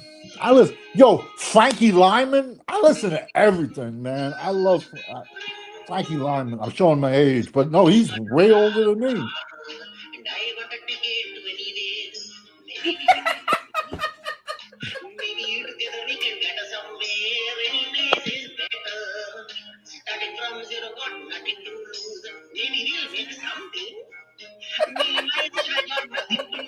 Something wrong with you, man. You got a problem, dude. But anyway, Savage, I love the Supreme too. Diana Ross, Florence Ballard. I love the Supremes, man. Well, yeah. Corner so racist, man. How about Frankie Lyman and the Teenagers? Have you ever heard of him or not? What? Why do Fools Fall in Love? Yeah. Are you kidding me? That's an awesome about the song. ABCs? Yes, sir. That's an awesome song. Corner, what is wrong with you, man? Gotta wipe my tears off my face. Real quick, my top 5 linebackers. I got Sonny Styles 1, Anthony Hill 2, CJ Allen 3, Jacob Rodriguez 4, Josiah Trotter at 5. There's a lot of good linebackers in this draft. Yeah, I still got more to do. I put 21 out. I got to get 9 more to 30, which I'll get done. Oh, so who did you have? Did you have him the same, or did you have Hill over Rodriguez? I had Hill. I had Anthony Hill and CJ Allen above Jacob Rodriguez is 4 for me. Did CJ Allen's pro day do anything for you to move him up or down? I don't. Pro days really don't. Whether you do a little bit better or you do a little worse, I go by. For me, it's tape. So let me ask you this though, since you said that, the Terrell, the Clemson corner, he ran a terrible 40. That doesn't concern you at all. Just you want to stick to his tape on that one, and then I think he pulled his hamstring, but he ran the bad 40. And then tore his hamstring, so he wasn't running on a bad hammy. So he's going to be like a Rebel 2.0 missing camp?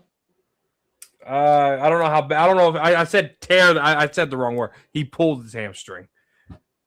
But I think he ran like I think he ran like a 4.8 something, or he wasn't a good 40 at all for him at his pro day. That's really bad. There was a classic movie, Nate Dogg, No, it's not. what's his Yeah, he name? had like 17. I seen the movie. There was like he had like 17 wives or something, or they were all like, "Oh, I'm And Mrs. Lyman." Ding ding Uh, ding ding. oh, I got him. I got him crazy high. Something. Yo, so here's my thing, y'all, and I swear I hate to, but oh man, okay, no, man, I'm just saying we build it for the future. That's all I can say. That's all I can say. Build it for the future, man. Yeah. Yeah. Chris So said fucking. Roger Staubach and Troy Aikman. I want to say it was Roger's blue collar work ethic, and Troy had Norv Turner and a hungry Jimmy Johnson in the locker room. Difference between them and other Cowboys QB. Okay, Chris, I respect that. He said Norv Turner was innovative at the time, right? Okay, I respect that. I respect that. He said Dallas Cowboys have not been. Hold up. He said Dallas Cowboys has not had a pair of cleats on a Super Bowl field since '95. They are they are America's has been team. Oh yeah. Yeah. Halle We Berry were. could Vivica Foster's in that movie. They damn sure was with Lorenzo Tate. You Yo, said Halle Berry? Who said she's Halle still Berry? hot. She's still Woo! hot. She's like 61, I think. I don't. I don't know if I Celebration. it's true. Ric I licked Flair. Yeah. So, I licked that cootie cat 61 times. yeah. I eat French fries out of her butt. Hey, corners. Hey man.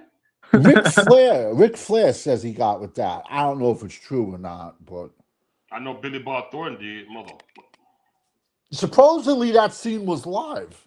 Absolutely. It was. North Turner had a great OC because he had Aikman at QB, Emmett at running back, Urban at wide receiver, and the Great Wall of Dallas. Let's talk about Halle Berry again. Corner now, man. He said it's a freaky ass show. Man, that's corner, man. All right, real He quick. to my Toro.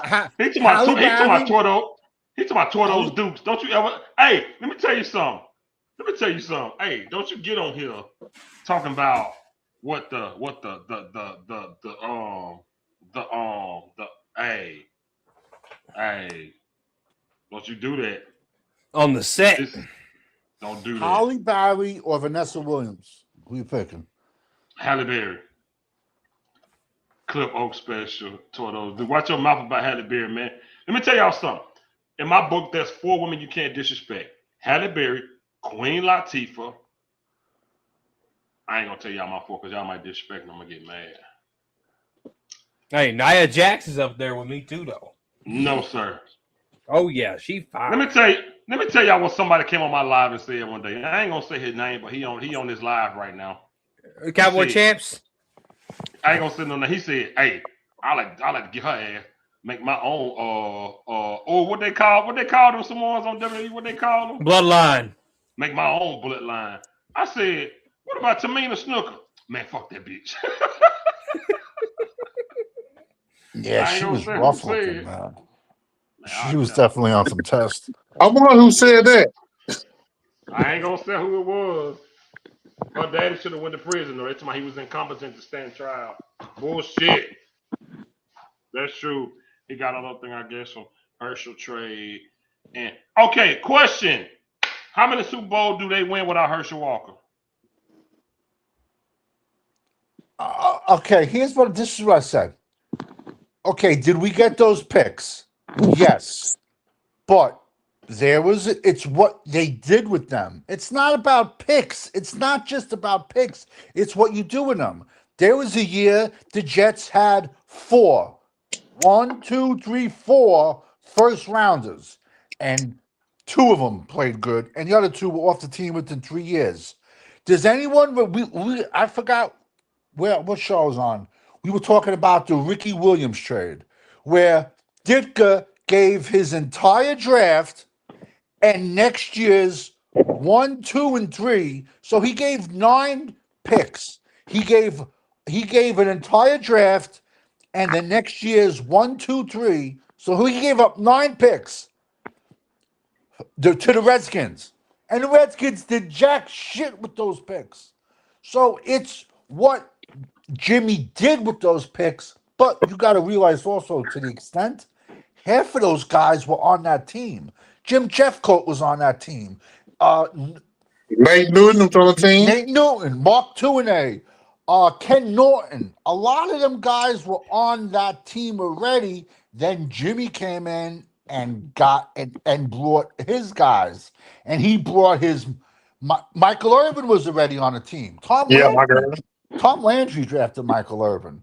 So, and then he even brought a lot of his you guys, Daniel Stubbs, Darren Smith. You know, like because Jimmy drafted Steve Walsh, but then got rid of him, and like he knew what he wanted and what he got. You know, so I get it, but it's what we did with those picks. But a lot of those guys were still there. They would They have was won less though, for sure. I feel like because absolutely.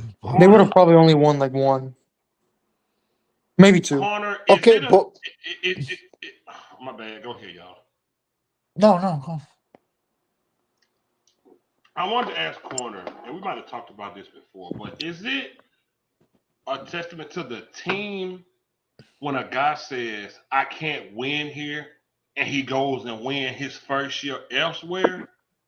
Is that the team? Is that like ownership? What do you put that to? Or do you just say, oh man, that's just luck, like it just happened? Or do you really contribute to them just being a better organization than us? It takes team. It takes team, and it takes coaching. Because I mean, you look at because Sam Darnold with the Vikings. I mean, he played well, and he got to the playoffs and he choked. Then he goes to the Seahawks and he does well. I mean, there was a game where he threw 4 interceptions and they lost that game in the regular season, right? But Mike McDonald was smart enough with his offensive coordinator to dial Sam Darnold back and stick with that running game and stuff. So when you look at DeMarcus Lawrence, for example, that was good coaching.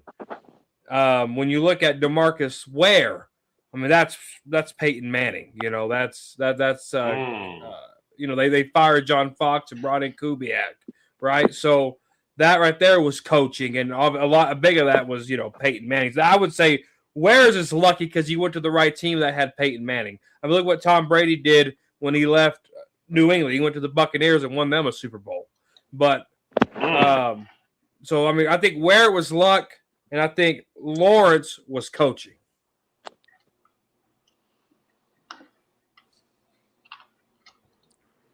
But the San Fran, Seahawks, they did have a good draft last year, 2025. They had some difference members, Right. I get you, Sav, but I'm just trying to understand. Even with a good draft, you still gotta get players NFL ready and all that. But You have to coach him. Right. When a guy says I can't win here, and then he goes and win, what the hell? What the hell is that contributed to? Let me ask the panel a question. Do you think Tank Lawrence showed up the first day of training camp with the same amount of off-season training he did at home versus if he was showing up to the same old Dallas Cowboys training camp? Do you think it's the same Tank and the same work he did? No. You think it's the same work that he did in the offseason? Yeah, because his numbers are the same that he had with the Cowboys. He just had better coaching all the way around for the team. His numbers, what he did with Seattle, it just looked better because we were zoning in on him. But if you look at his numbers as a whole, he didn't do anything different that he didn't do in Dallas. Well, when you except in the playoff game, now, if you want to talk about playoff game, Tank, especially against those 49ers, that's a whole different topic. Then I can see where you're coming from, because the tank playoff Tank, we haven't seen probably since his rookie year. He stepped up. He'll come back. He's been getting kicked lately. He'll be back in. He stepped up, man. Like who in the playoffs? Lawrence. Yeah, Lawrence stepped up big time in the playoffs, but regular season numbers, he was the same. Yeah. You're right. No, he was basically the same guy in the regular season. It's just because the rest of the defense was so good, it made him look better. Wait. Oh, so y'all saying? See, I didn't know regular season Tank with the Seahawks looked like he did with the Cowboys. I don't think so. Number wise, stats wise, number wise, yes. But the high motor Tank has always been there. Me and Finn would have debates about Tank all the time, and I would say you can't teach that heart, you can't teach that motor. Tank has that motor. Our problem was paying a run stuffer like he was a 20 sack type of player. That was Dallas's problem. I like this, Nate Dogg. He said, I don't think Lawrence had to be the main guy in Seattle. I like that. He said, we didn't even invite Ben Johnson in for an interview. What he did in Chicago in one season. Do you think he's going to have a better career than Shoddy since we're talking coaches too? Yep. We got to see what Ben Johnson does in his next year. Dan Quinn did it with Jaden Daniels and the Commanders in 1 year, and they looked terrible. Obviously, they had injuries and stuff, but we'll see what Ben Johnson does next year. Yeah, but let's be honest, though, Corner. Has Schottenheimer showed any signs that this is going to get better? He's just doing the same old bullshit in the offseason, trying to pump up the gas, and we all know this ain't going to change. So I think just for that reason alone, he'll be better than Schottenheimer. I think it's gonna be a worse year, and I'm telling you, I think that pick we're giving to the Jets is gonna be a top 10 pick. And I hope the Jets draft Jeremiah Smith out of Ohio State. The problem is too, Savage, is that you can't trade your other pick too. You're just locked in because you don't know what the draft positioning is gonna be. So you're basically just frozen next year. Corner, serious question, no trolling, no nothing. What we see now, Corner, and how receivers come in, good receivers, and get a bad name because we're not successful. Do you think that how they did Dez was right now that we know how they did other receivers? Real answer. I think Dooley, the wide receiver coach, didn't like Dez. And I think he would do stuff to piss Dez off. Obviously, they would scheme away from him. So knowing what I know now, I'll give Dez some credit. But what I can't cut slack on is that Cleveland Browns game when he's looking for flags and not the football. Yeah. That game right there irritated the piss out of me and made me lose a lot of respect for Dez Bryant. Dez Bryant went to my profile after that game and hit block. And I've been blocked ever since that game. And I've asked him 1,000 times, unblock my homeboy. I've asked him 1,000 times on Twitter for 10 years, unblock my But I think, Dooley had it out for Dez. Jason Garrett wasn't a big fan of Dez, like we thought he was. And I'll give Dez that. And Dez was really good up until he got paid. Appreciate that. Got blocked by Dez? The catch, no catch for Dez Bryant in Green Bay in 2014. When they ruled that catch not a catch, Dez Bryant was done. I think so. What would you do if I told you Tank Lawrence, besides his rookie season, had his best season in Seattle? What would you do if I told you that right now? What are you measuring? No, pull up his stats. Pull up his stats. Didn't he have like 1 year though, like in 2017 or 18, where he had like his rookies? 14. Yeah, he had like 14 sacks. Yeah, he had 14. I'm going back to 2018. 2018, he had 10 and a half. He had 10 and a half sacks in 2018, and 42 pressures.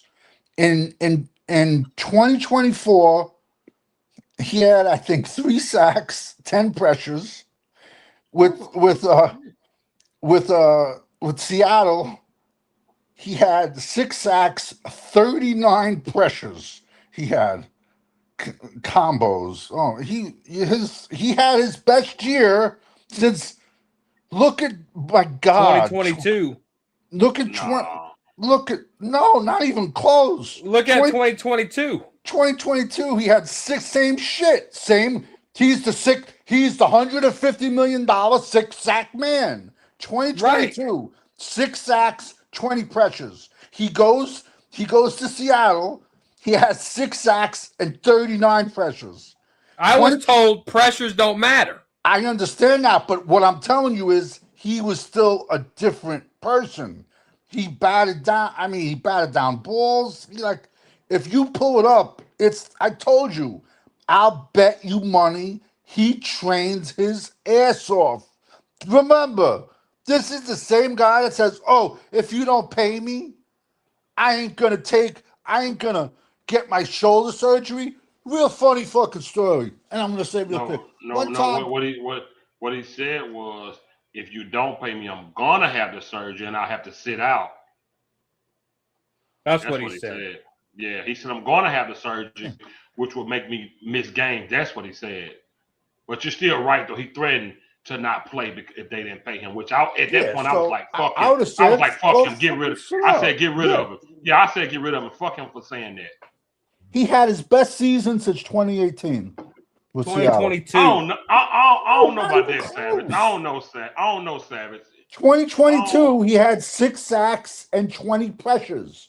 Seattle, he had 6 sacks, But check double the this out, though. pressures.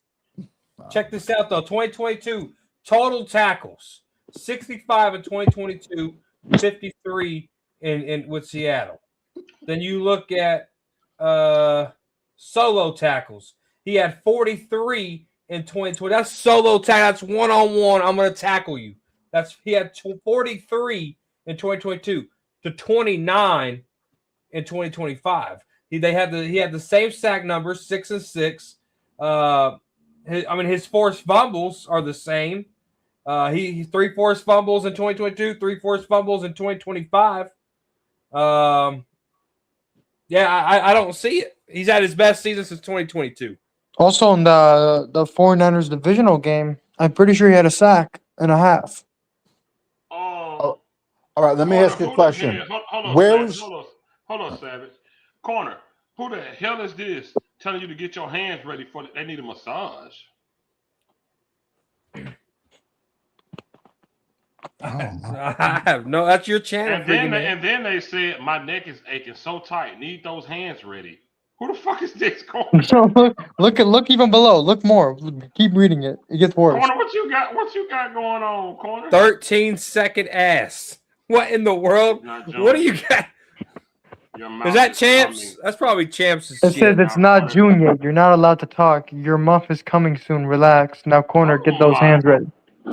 Oh my Lord. if you look at his stats, he was better with Seattle than 5 out of his last 6 years in Dallas. Like I said, that was a different tank that showed up.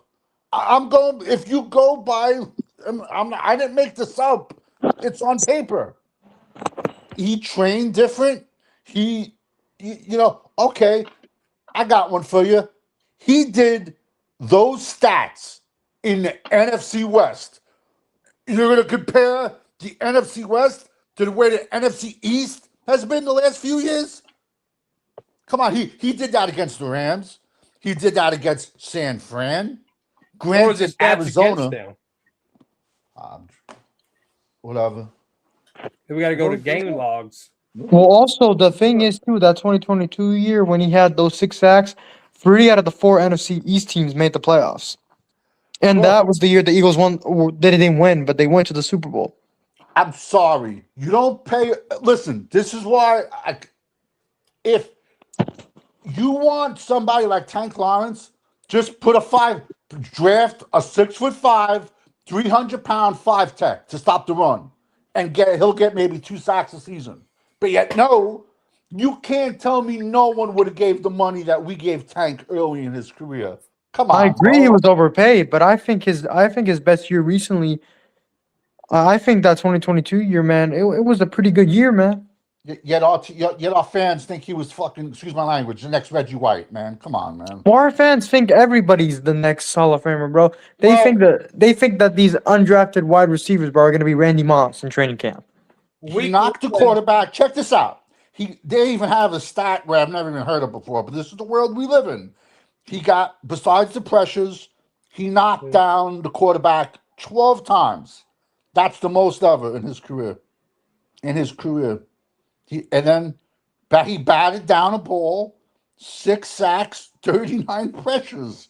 You got to go back to 2018. It was a different Tank. He knows I'm going to a real team. I'm going to Hold be on. going to a real coach. I'm going to be going to a real offseason. I'm going to be going to a real training camp. That's Okay. what happens when players leave the Dallas Cowboys. So week 1, he had 6 total tackles. He had 2 solo, 4 assists, 0 sacks. That was against San Fran. Then the Rams, he had 2 total tackles, 2 assists, no sacks. Let's see. Rams again. He had 0 sacks, 9 total tackles. He played better December 18th against the Rams there. And the 49ers the last week of the week 18, he had 1 total tackle. That's it. Who else is in that division? But you got to realize the Dan Quinn years was just throw the kitchen sink at everybody and blitz everyone. Seattle was just playing tough defense, bro. Who else is in that division? You got San Fran. He can't play against himself. The only shitty team is Arizona. But yet they kicked Dallas' ass.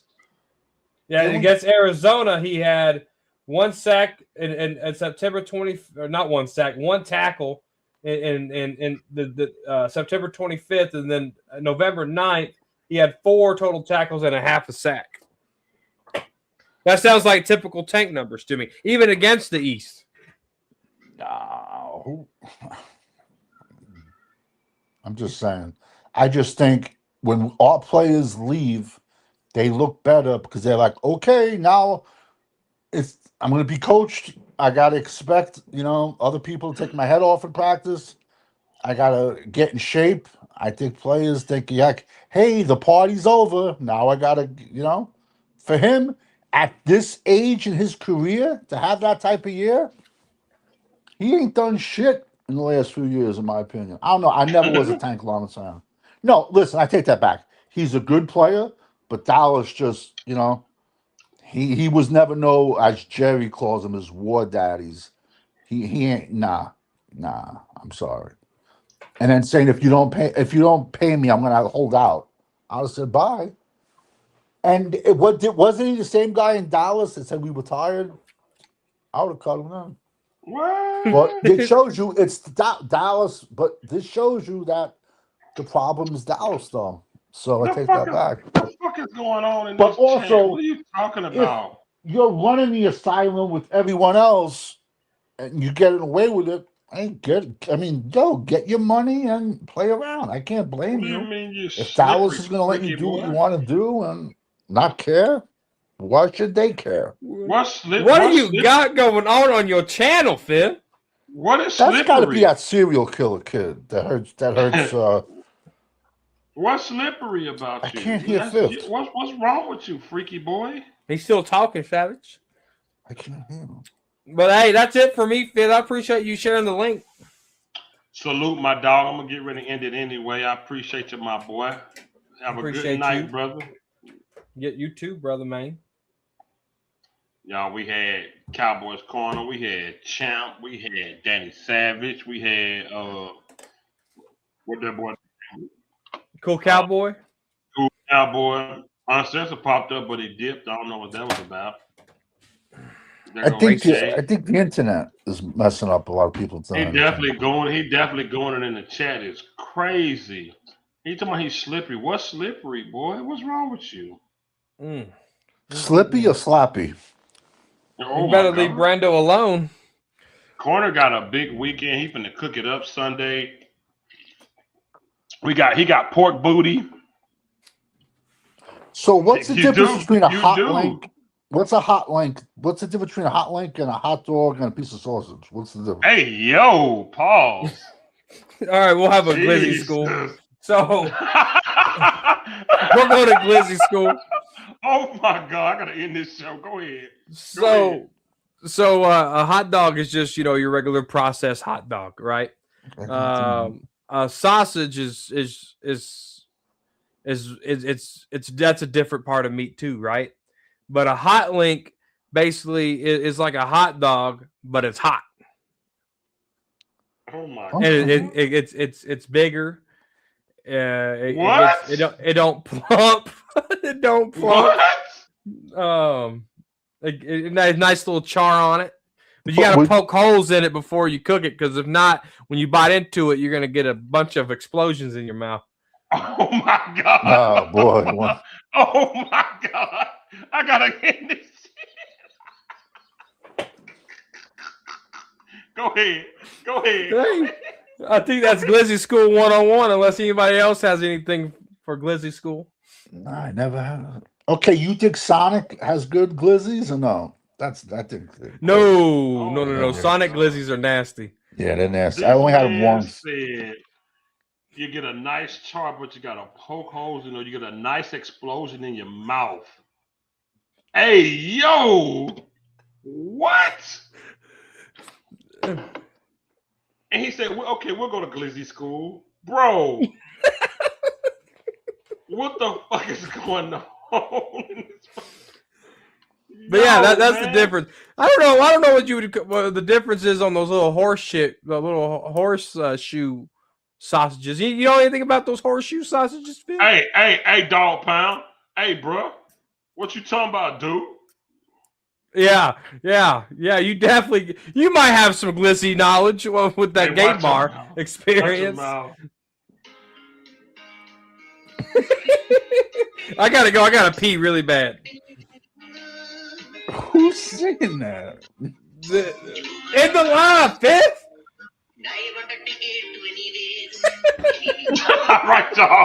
All right, y'all. We're gonna get out of here. Hot dog equal white. Hot link equal Spanish. Sausage equal black. That is racist. Whoa! That is racist, dude.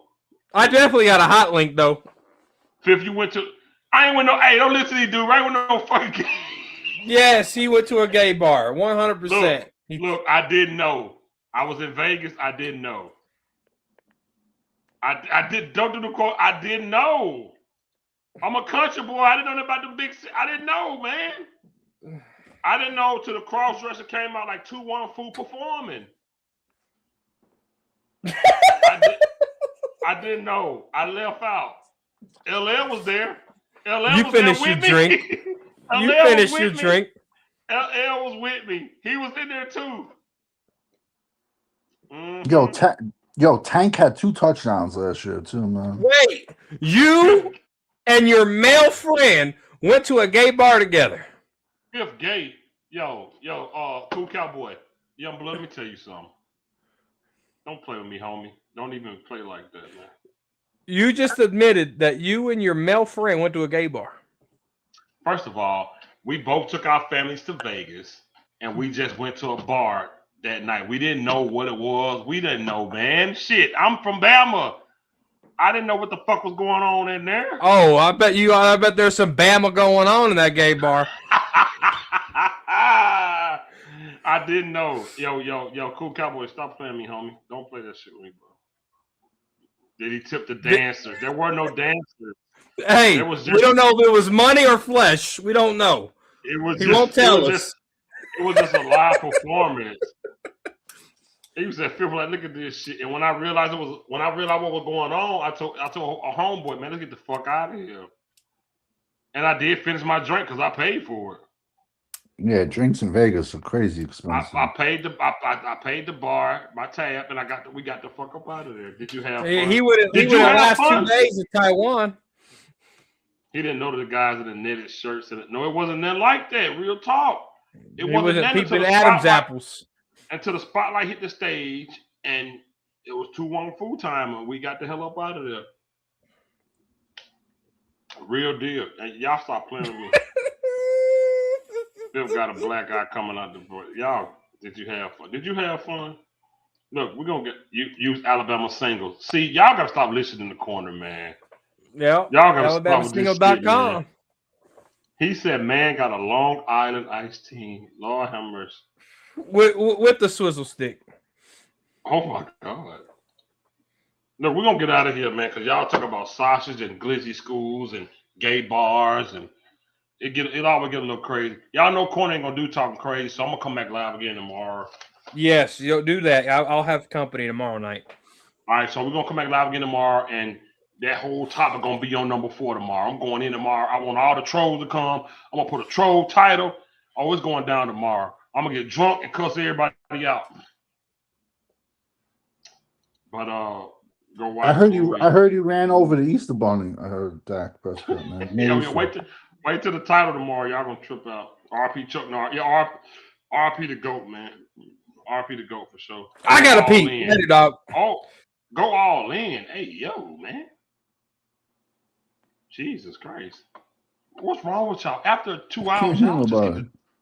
y'all get to talking crazy on here. Before you get out of here, Savage, tell me your proudest year of being a Dallas Cowboy fan, man. Damn, he gone. Anyways, we out of here, y'all. Y'all come back tomorrow. We're gonna talk crazy. We ain't talking no glizzies tomorrow. Freaks come out at night. Brandon Cook was tripping. Yo, Rich is stupid. Hey, Rich is stupid as fuck. Yo, Rich is stupid, man. All right, Miss Major. Peace, man. Like I said, we'll be back tomorrow night. Corner ain't gonna do talking crazy, so I'll be hopefully Uncensored bring his ass on. He acting too bougie for us, man. He ain't want to come on tonight, man. So we'll be back tomorrow night. We're gonna really piss him off tomorrow. I try to keep it chill tonight, but we're gonna piss him off tomorrow, y'all. We definitely gonna piss him off. All right, Uncensored, appreciate it, man. Hopefully you do. We're gonna piss him off tomorrow. Miss Matrix, don't come here tomorrow, get mad. Don't come in here get mad tomorrow. All right. But yeah, we'll definitely be back tomorrow for sure, and we're definitely gonna go in on this shit. We're gonna playing with my granddaughter. Oh, that's right, brother. That's right. I feel you. Make the title. Oh, it's gonna be crazy. Tomorrow gonna be crazy. We're gonna go in. We're gonna make them mad for real tomorrow, y'all. Me get mad. Would I ever? Yeah, right. All the damn time. Shit, when you get the cussing, you be mad. Fifth, what the fuck is the point? It don't matter who the quarterback is, it's still gonna be the same shit, so it don't matter. You know how you be. You know how you you know how you be. Shit. It's all love though. It's all love. I promise you it is. But yeah, man, salute to everybody, y'all. We're gonna turn it up tomorrow night for sure. Everybody tune in. We're gonna go live at the same time. No, it might be a little early. It might be 7 p.m. tomorrow. Make sure to bring OG. Oh, OG definitely. I'm definitely bringing OG tomorrow. OG definitely get the link tomorrow. Be careful tomorrow with the title. Oh no, the title gonna be crazy. I just don't scream because that's how you be. You know that's how you be. OG definitely getting the link tomorrow. Rich. I'm not coming. Hey, you stupid, bro. Bro, you gotta come on the live one time, bro. You gotta come on the live one time, man. Just watch my new YouTube video. Okay, Nate, dog. I got you, bro. I'm gonna check it out for sure. Richard, you gotta be here, bro. You gotta come on the live. You ain't even gotta turn your camera on. Miss Matrix, you too. Come on the live. Y'all ain't gotta turn y'all cameras on. It's okay. I be wanting everybody to come on the live, man. I be wanting everybody to come on, man. Y'all can thank Uncensored for that, because early on, I never gave a shit. I used to block people. When bro came on, like, nah, cam up. Go there right there. OG champion. Cowboys champion is my. What's up, champ? Everybody, August 5th, everybody left. 2025. Everybody gone, champ. What the fuck? I'm gonna play this video before I get out of here, y'all. We're gonna play this video. Hold up. We're gonna try to play it. Let's see. Yeah, everybody gone, man. We're gonna try to play this video. Let's see can we play it.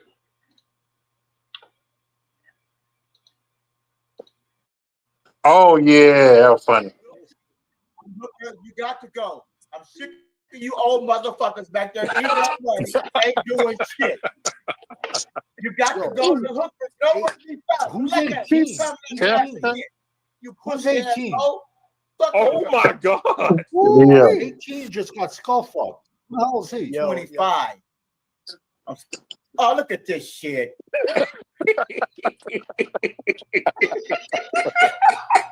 Cheers, man. I missed this shit. I missed this shit. This motherfucker. Man, this motherfucker. Bitch ass old motherfucker, you. Oh my goodness. Yep, there we go.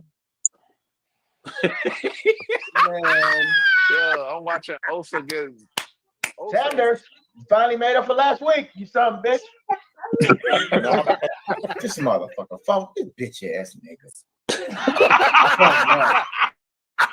Oh my God. Look at Ferguson. Difference up tomorrow. There you go, Williams.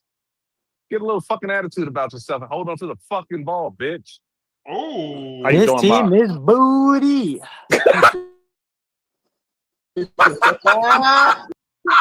a hell of an intro. I can't wait till your ass out of here, you old fucker. Bring Milton on. Fuck this motherfucker. Motherfucker. Akim Stewart, you a bitch.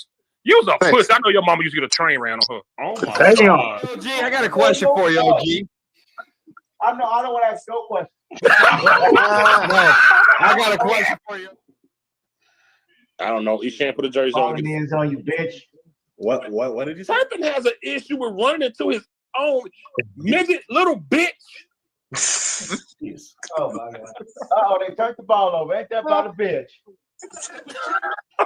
James, what did I tell y'all last night? Good for you. I'll give you a cookie after this. I'll fuck your cookie. Okay. What happened? What did you say last night, Fifth? Fuck your cookie. Okay, fuck you too then, man. Fuck that. Ball came. Ooh, that's the physical linebacker. That's how you say it, baby. No, you did not. Oh my gosh. The motherfucker. Ooh, oh, I love hitting you, baby. Oh my God. Woo! That's right there. Get your ass off the field, you big Polynesian motherfucker. Oh my God, man. You guys Polynesian. Ain't that a sauce? with that. Ain't that a sauce? Oh my God. You guys Oh my God. Oh, look at this Y'all, fucking y'all can calm down. They're gonna win this game, man. This offense is horrible as fuck. Oh my God. You know it's fucked up when you make unsensible who don't even fucking drink. Get a drink. Look at him, he don't even drink. Okay, he talking about he been drinking. He talking about he don't drink. He be drinking. No, I You don't. don't have a bottle in your house if you don't drink. Drinks hard as a motherfucker. Fuck them motherfuckers.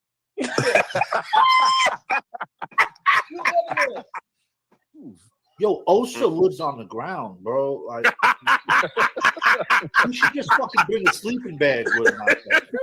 Yo, this offense has put up 0 points in the Oh, now half. he limping now. Yeah, he limping. Get your ass out the game, bitch. So, Take a handful that put it in my girl ass crack. I'm not gonna lie. And Oh my God. You talking about that 65-year-old woman? Hey, that's the wrong. That's not what they say when they say eat the All cake. over my fucking flow. God damn. I told Junkie the second. I told Cowboys champ. What the hell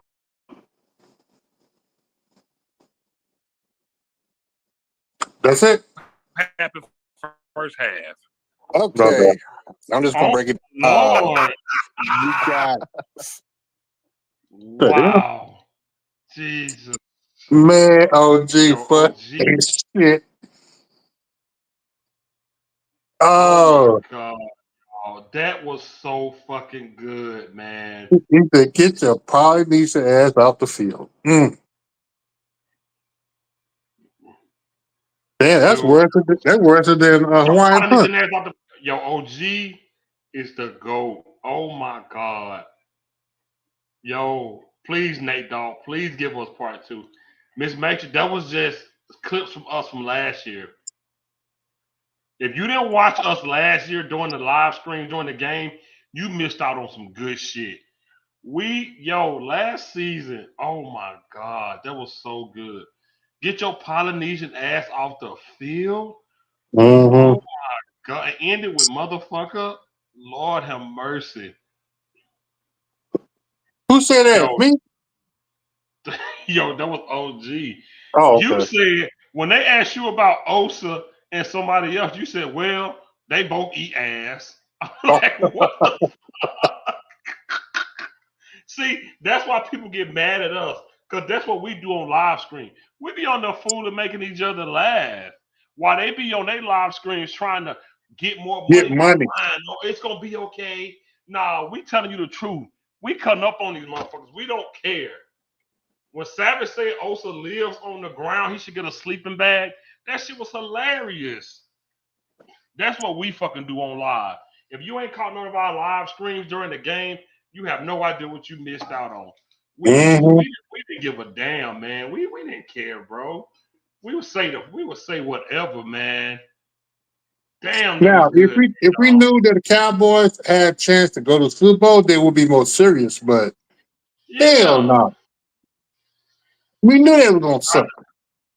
Shout out to Nate Dogg for that video. Damn. Mm-hmm. A good one, man.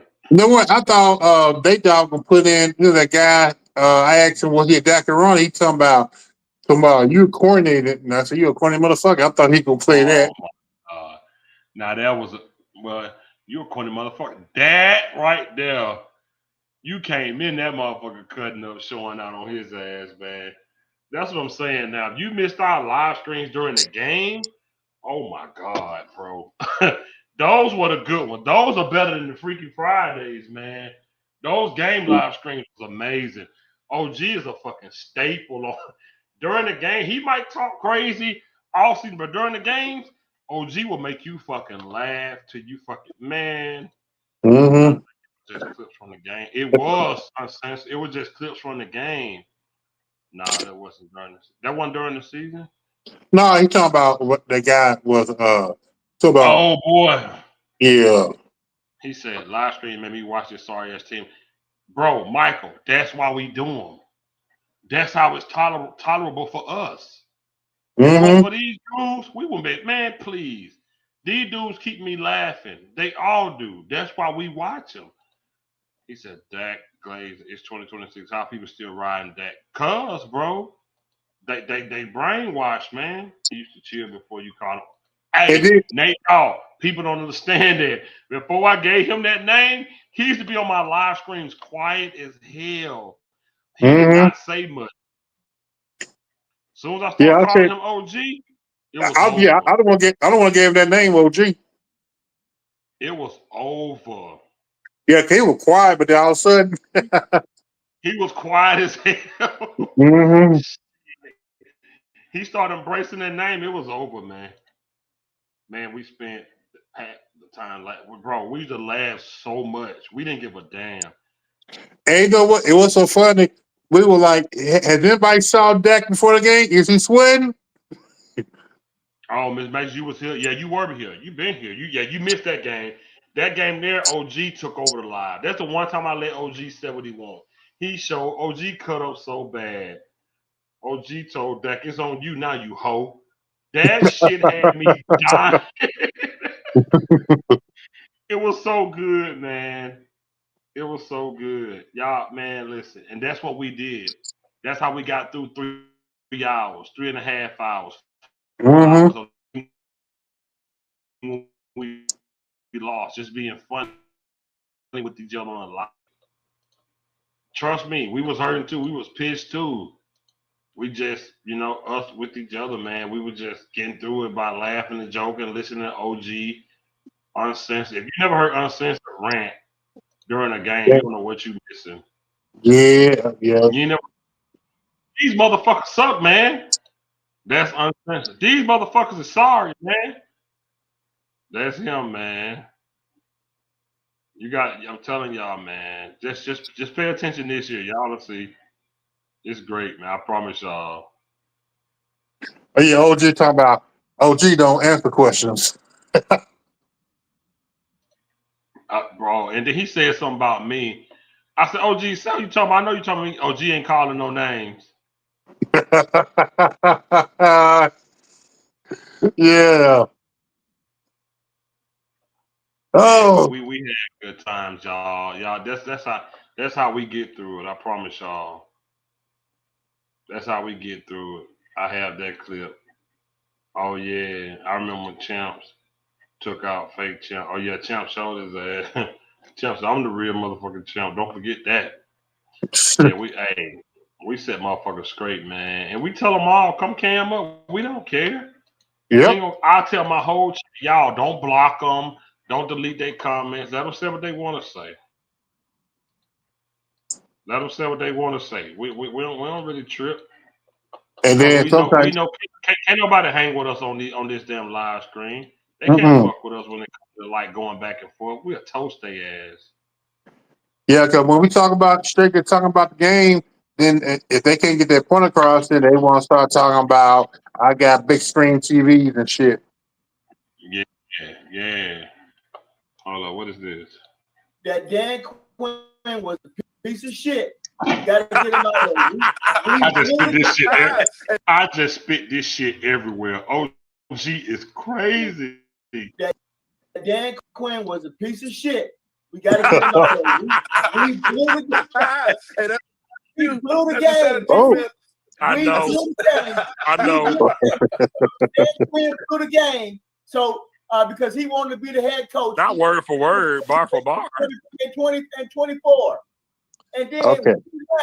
went to the championship game, and then McCarthy got the hell up out of here because Dan You might as well say who you talking about, man. I swear to God. You verbatim them. Like Soldier Boy said, bar for bar. Hey, like what do you say? Rewind this track right here. And pitch. It is what it is. Okay, OG, let's just put it out there. You're talking about me. I said Dan Quinn through the. I ain't said no name. I'm not talking. I know it's fine.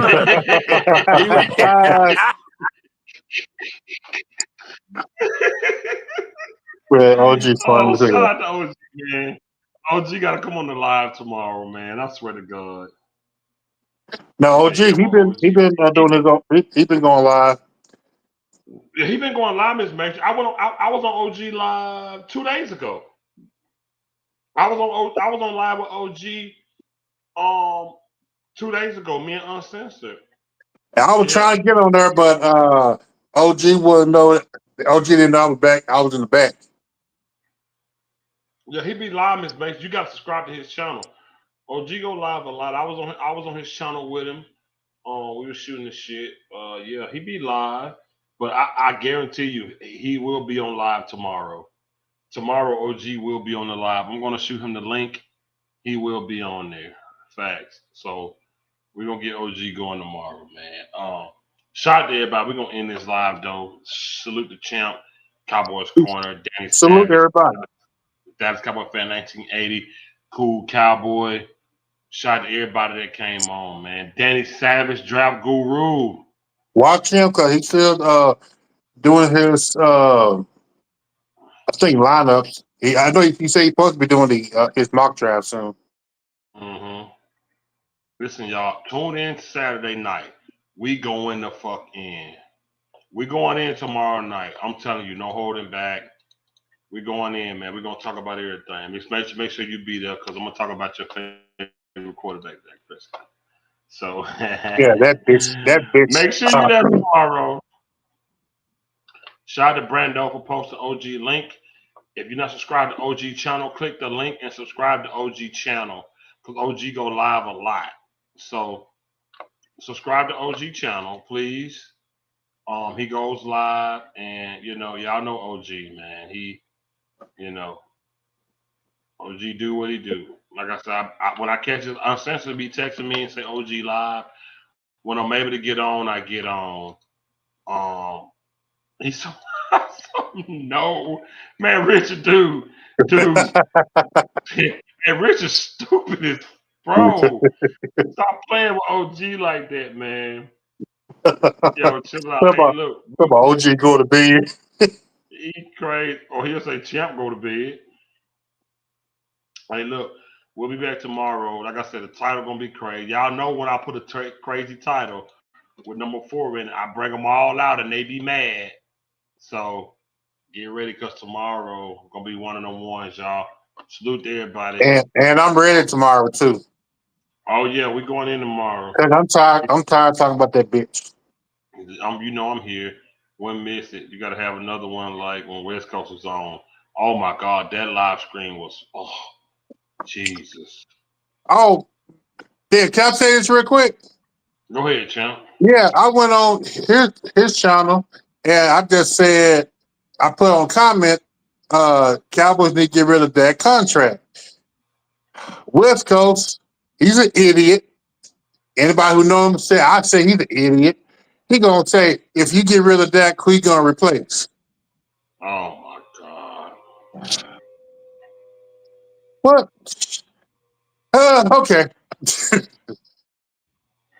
Here we go with that bullshit, man. Yeah, who gonna replace the next? Replace with the next quarterback up. That's what you replace. But to Same me, old shit. yeah, okay. No, I'll say it for tomorrow. I'll say it for tomorrow. Yeah, save for tomorrow. Save for tomorrow. Shout out to y'all. Salute to everybody that came in. Like I said, pull up tomorrow. We're gonna we're gonna be live at 7 p.m. and we're gonna go in. Y'all know the title gonna be crazy. We're gonna bring them all out because they come out when I put his name in the title. And we're gonna have a lit live tomorrow, y'all. So get y'all snacks ready, get everything ready. We're going in tomorrow. We out of here. Peace out, y'all.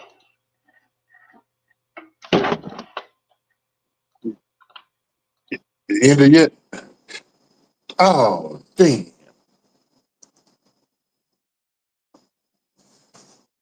Well, apparently, Phil Cord didn't end it. So I guess it's the champ show now. Yeah, Miss Mitch, you do need a wrench. Wait a minute. How you gonna end your live and it's still going?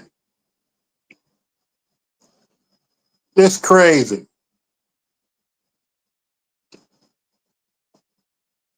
Yeah, I got it. McAfee was written in Chicago. Oh, hey man, I haven't caught up with wrestling in a long time. In a long time I haven't. But yeah, I'll be on longer tomorrow.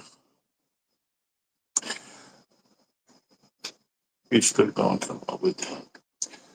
Okay, yeah, okay. You know what? I'm gonna be on for a few more minutes. This is what I want to talk about. Tell me this: why are a lot of the Cowboy fans so delusional? I'm not talking about the fans that have realization that we know Jerry is the major fuck up with the damn team. I'm talking about the other Cowboys fandom. I don't know if y'all go on X or it's on Twitter. They are worse than the Cowboy YouTubers. Yeah, somebody better call Phil because I'm gonna talk on this show till it ends because I got about an hour. But yeah, can someone explain to me why are these stupid ass Cowboy fans uh, getting drunk off of Jerry Jones piss that you call beer, his brand of beer with his old wrinkle up ass? How many people in here?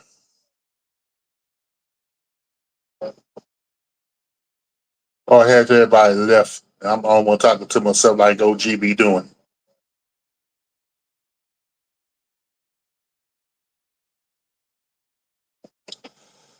Oh yeah. Oh yeah, Miss Nature, yeah, it's crazy.